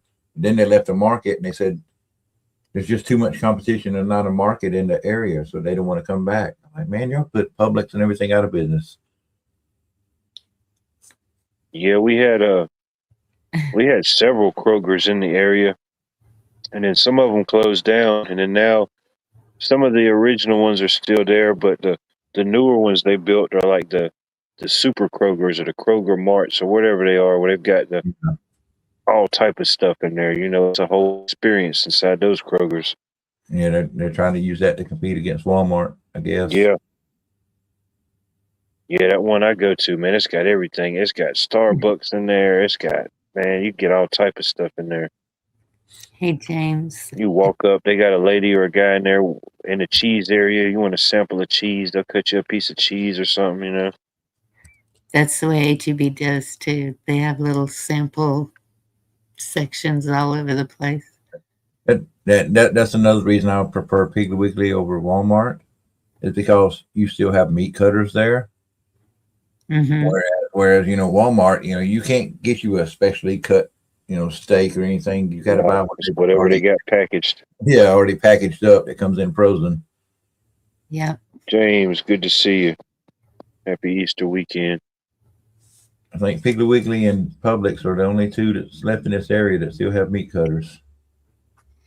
And Piggly Wiggly, it started out as like the original like footprint to what we know is like the supermarket or the grocery store of today, Yep. When you didn't have to go to several different places, you could go there, walk down the aisle, get it yourself, Yep. That's how they started and branded originally back in the day. Yep, they started out with a checkout because back before then everybody would just walk up to the counter and say, hey, I need that behind the counter or that. Yep. Yep, the Piggly Wiggly.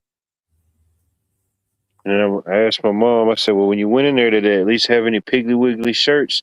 She said no. She said, that's another thing. I asked the lady, she said, no, we're getting some shirts, but we don't got any right now. There's one that's near here. It's like the people that own, Piggly Wiggly's a franchise, but the group that owns them here, they have like 19 stores. And there's one main store, and they got a whole big section on the front where they've got shirts, mugs, you name it. Oh, yeah. I remember there was a time people would go crazy over that Piggly Wiggly merch. Did y'all have any Winn-Dixies in your area? Yeah, Winn-Dixies, yeah. I don't know when they went out. Whenever they went out of my area was about the time Piggly Wigglies went out. Yeah. I think they've only got, the only stores they're keeping are, I think, the ones in Florida. Yeah. I remember as a kid, yeah, we used to go to the Winn-Dixie every now and then, We had a couple of them in our area. It was Winn-Dixie, Bilo, Piggly Wiggly. Oh, speaking of Piggly Wiggly, you ever seen the movie Space Jam where they showed Piggly Wiggly in it? I've seen the movie. I can't really recall exactly, but pretty sure. When the spaceship landed in front of Piggly Wiggly, that was actually one here in the town where I'm at in Phoenix City, Alabama. Huh. How about that? And that store just recently closed down. Oh, damn. Spaceship landed? Yeah, in Space Jam. The one with Bugs Bunny, and they're going up against all the basketball players. Yes. I thought you meant for real. No, it was like the cartoon thing. It shows like the spaceship landing, and it showed the Piggly Wiggly. I thought it was pretty cool that they used our area for that Piggly Wiggly. Yeah. Yeah, I think the Winn-Dixies left here maybe in the 2000s, maybe the early to mid 2000s. I think when the last one left. I think I saw one in our travels somewhere. I actually worked as a manager with them for about 15 years. I saw a In-N-Out. Is that what it's called? Burger place Yeah, In-N-Out Burger. in San Antonio today. I'm always looking for stores y'all mention because I don't know what's around anymore. Yeah, and you There's got the few national chains, but a lot of that stuff is like regional. yeah, there's very few that I'll go in. It's I go in Home Depot, Tractor Supply, Harbor Freight. Yeah, Yeah, but the shopping center I'm in, there's a Harbor Freight at the end. There's a Tractor Supply on down the road, but almost right next door to us is it's owned by Tractor Supply. It's called Pet Sense by Tractor Supply.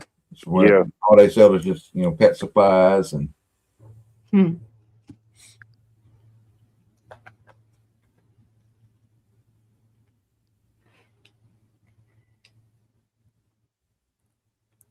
Yeah, my daughter told me that I could go to Tractor Supply and bathe the dog because this house doesn't have any tubs. Huh. hmm, And so that's why I was looking at wash tubs. But I guess they think they're made of real pure silver or something because, for the price they charge. yeah, just a I don't know, maybe a 14-inch diameter, $60. Wow. No. Hmm. Shoot. Yeah, they're proud of that. Get you a little kiddie pool or something. I don't know. And that's what a lot of people do where I'm at. We sell those little plastic kiddie pools. They'll get Mm. those, use those to say, like, yeah, we're not getting this for our kid. We're getting this to put our dog in and wash him. Yeah. Yeah.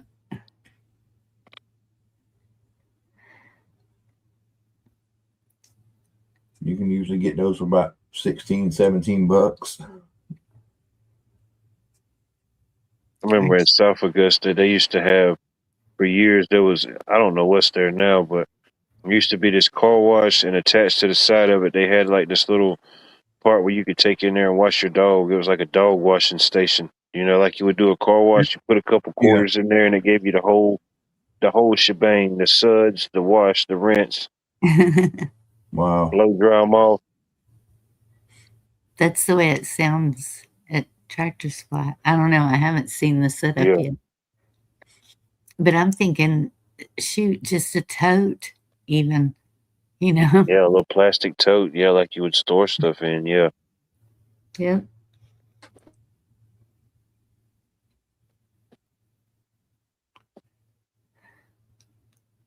We've got some of those.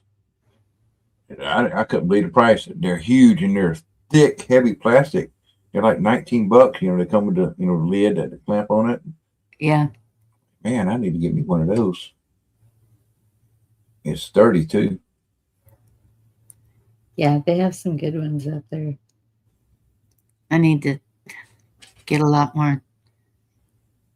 I need to get more gas jugs. They're really pushing it towards $4 a gallon here. I'm glad I don't have to buy diesel. I was looking today. I was like, damn, diesel's already up to like $5.45 here. Dang.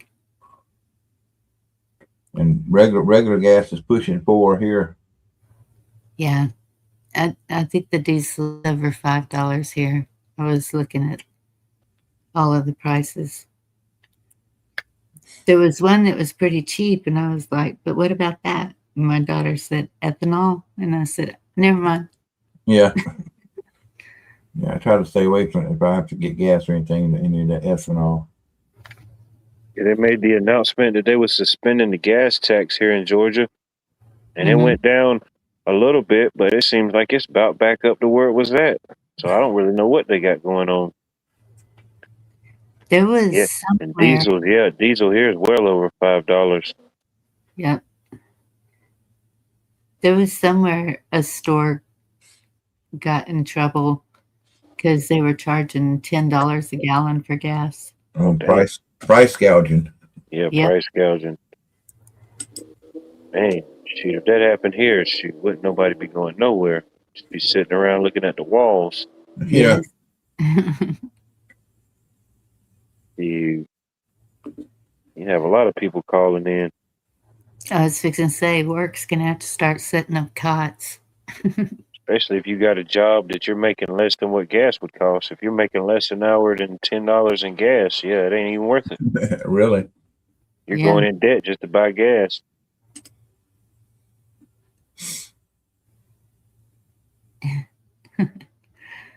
Jerry, I had a lab like that too. He was so big, I would take him and hook him to the fence somehow and just start spraying him and shampoo, spray him off as quick as I could. He hated the water. Yeah.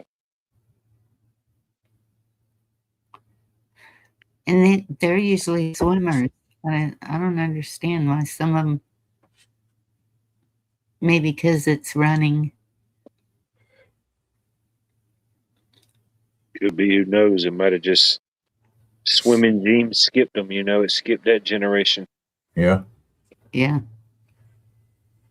It's like my buddy, he used to have these corgis. And I don't remember originally how he got the corgis, but they ended up having puppies and everything. But man, every single one of them dogs, they would play fetch till their feet would bleed, They would not stop. If you picked up a ball, they would not stop. No, you would have to tell them just no, all right, enough is enough. They would literally they'll play Yes. fetch all day, nonstop. Did you say corgi? Yeah, corgis, all of them. One You of my throw the ball and the whole pack would just take off, It sounded like thunder and lightning cracking.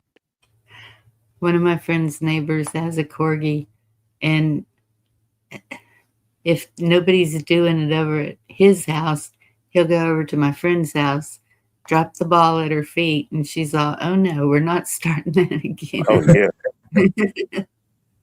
It was so bad you couldn't even say the word ball in the house. The dog, all of them would just wake up and start whining, They start fiending for playing fetch.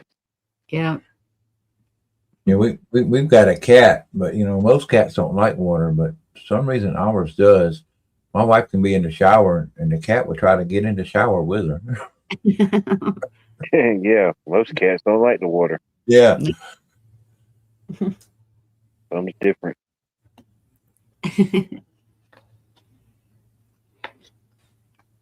Silly animals.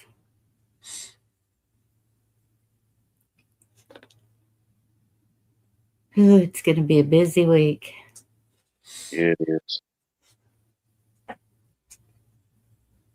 Probably gonna get like 1,000 calls of people trying to do stuff, get their home situated for people coming to rent it out.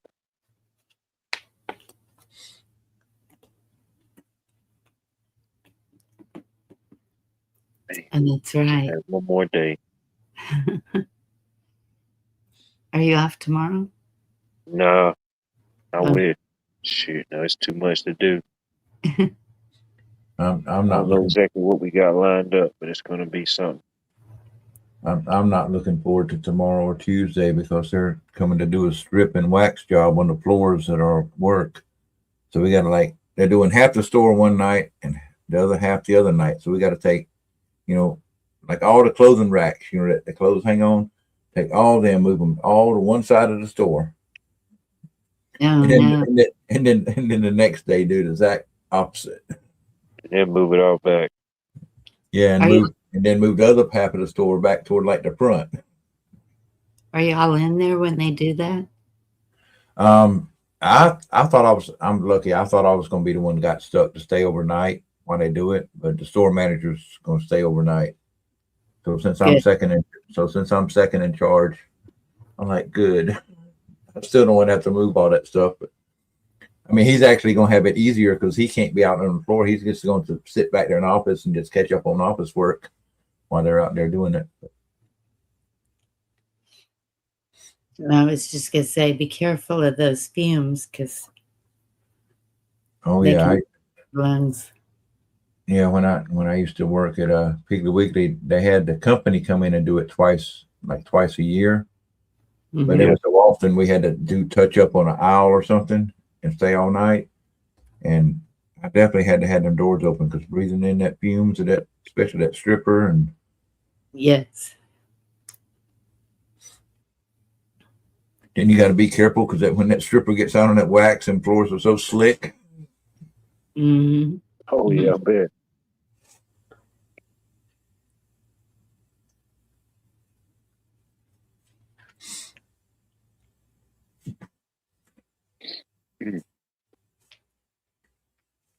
Yeah. One of my friends, she emptied the Dairy Queen. She was gonna mop the floors, and I don't know what she mixed together, but all of a sudden there was gas all in that Dairy Queen. They had to clear everybody out, get the Wow. food department. There was almost like one time I was at one of the Peak Wiggly stores. I was working as a co-manager, and the boys at night they were cleaning up the back room. You know, it's made of concrete, but it has like there's drains in the floor. Uh-huh. And when the drains wasn't working, and they'd already been cleaning with bleach, and then they Mm, turn and mix some kind of drain cleaner in there, and that stuff mixed together, and yep. boom, and then the fumes all over the place. I'm trying to open up all the back doors, and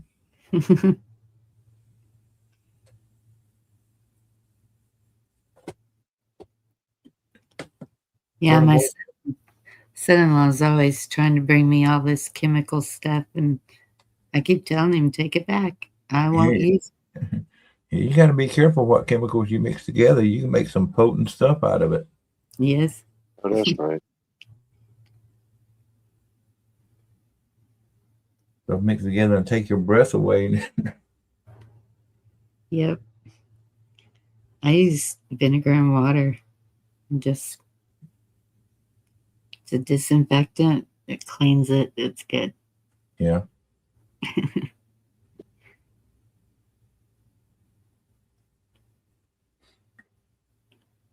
Yeah, my wife, she used to be bad about bleach.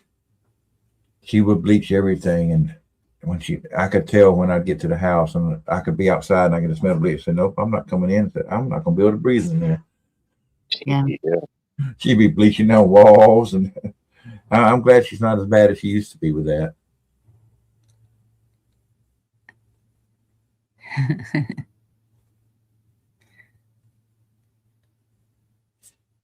And then bleach fumes would be so strong I couldn't even breathe.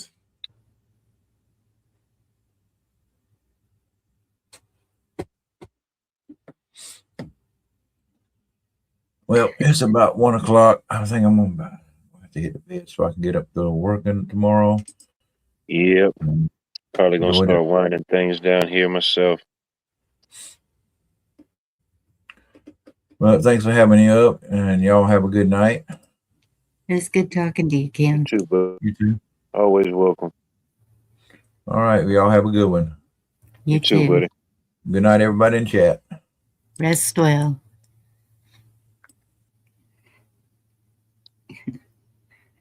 And we say we're going to bed, and about 10 more people join. Maybe they thought it was a sleep stream. I guess they want to watch us sleep. I don't know.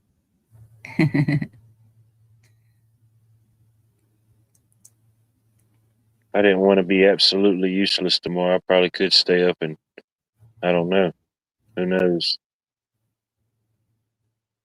Well, yeah, I figured I'd come on. Really didn't plan on being on this long, but maybe give people a place to hang out, chit chat. You know how we do.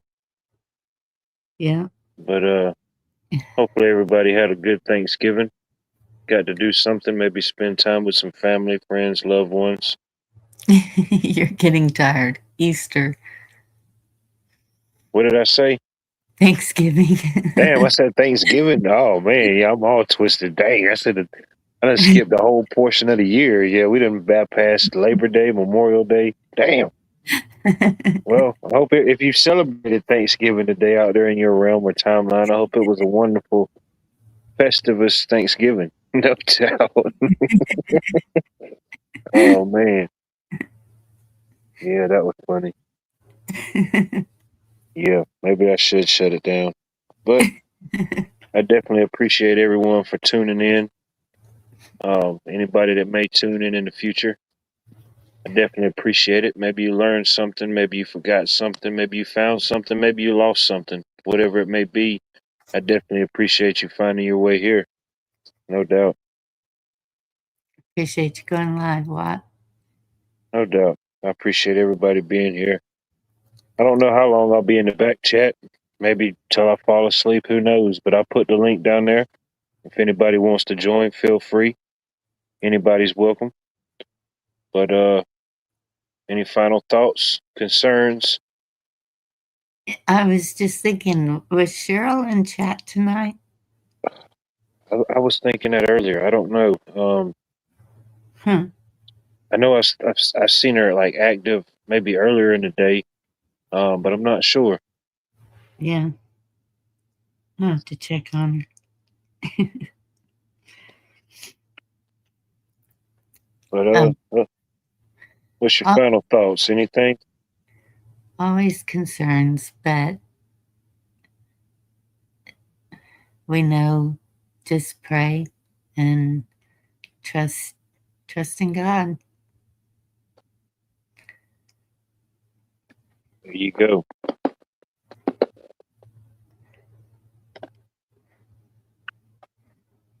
Yeah. Definitely. I hope everybody has a blessed and prosperous week. Monday throughout the week. Continue the blessings and prosperity throughout the week. But other than that, this will conclude another episode of Watts Life. I definitely appreciate everybody being here. Much love to everybody. Much love, Indy, Lily, Mary, Count Trumpula.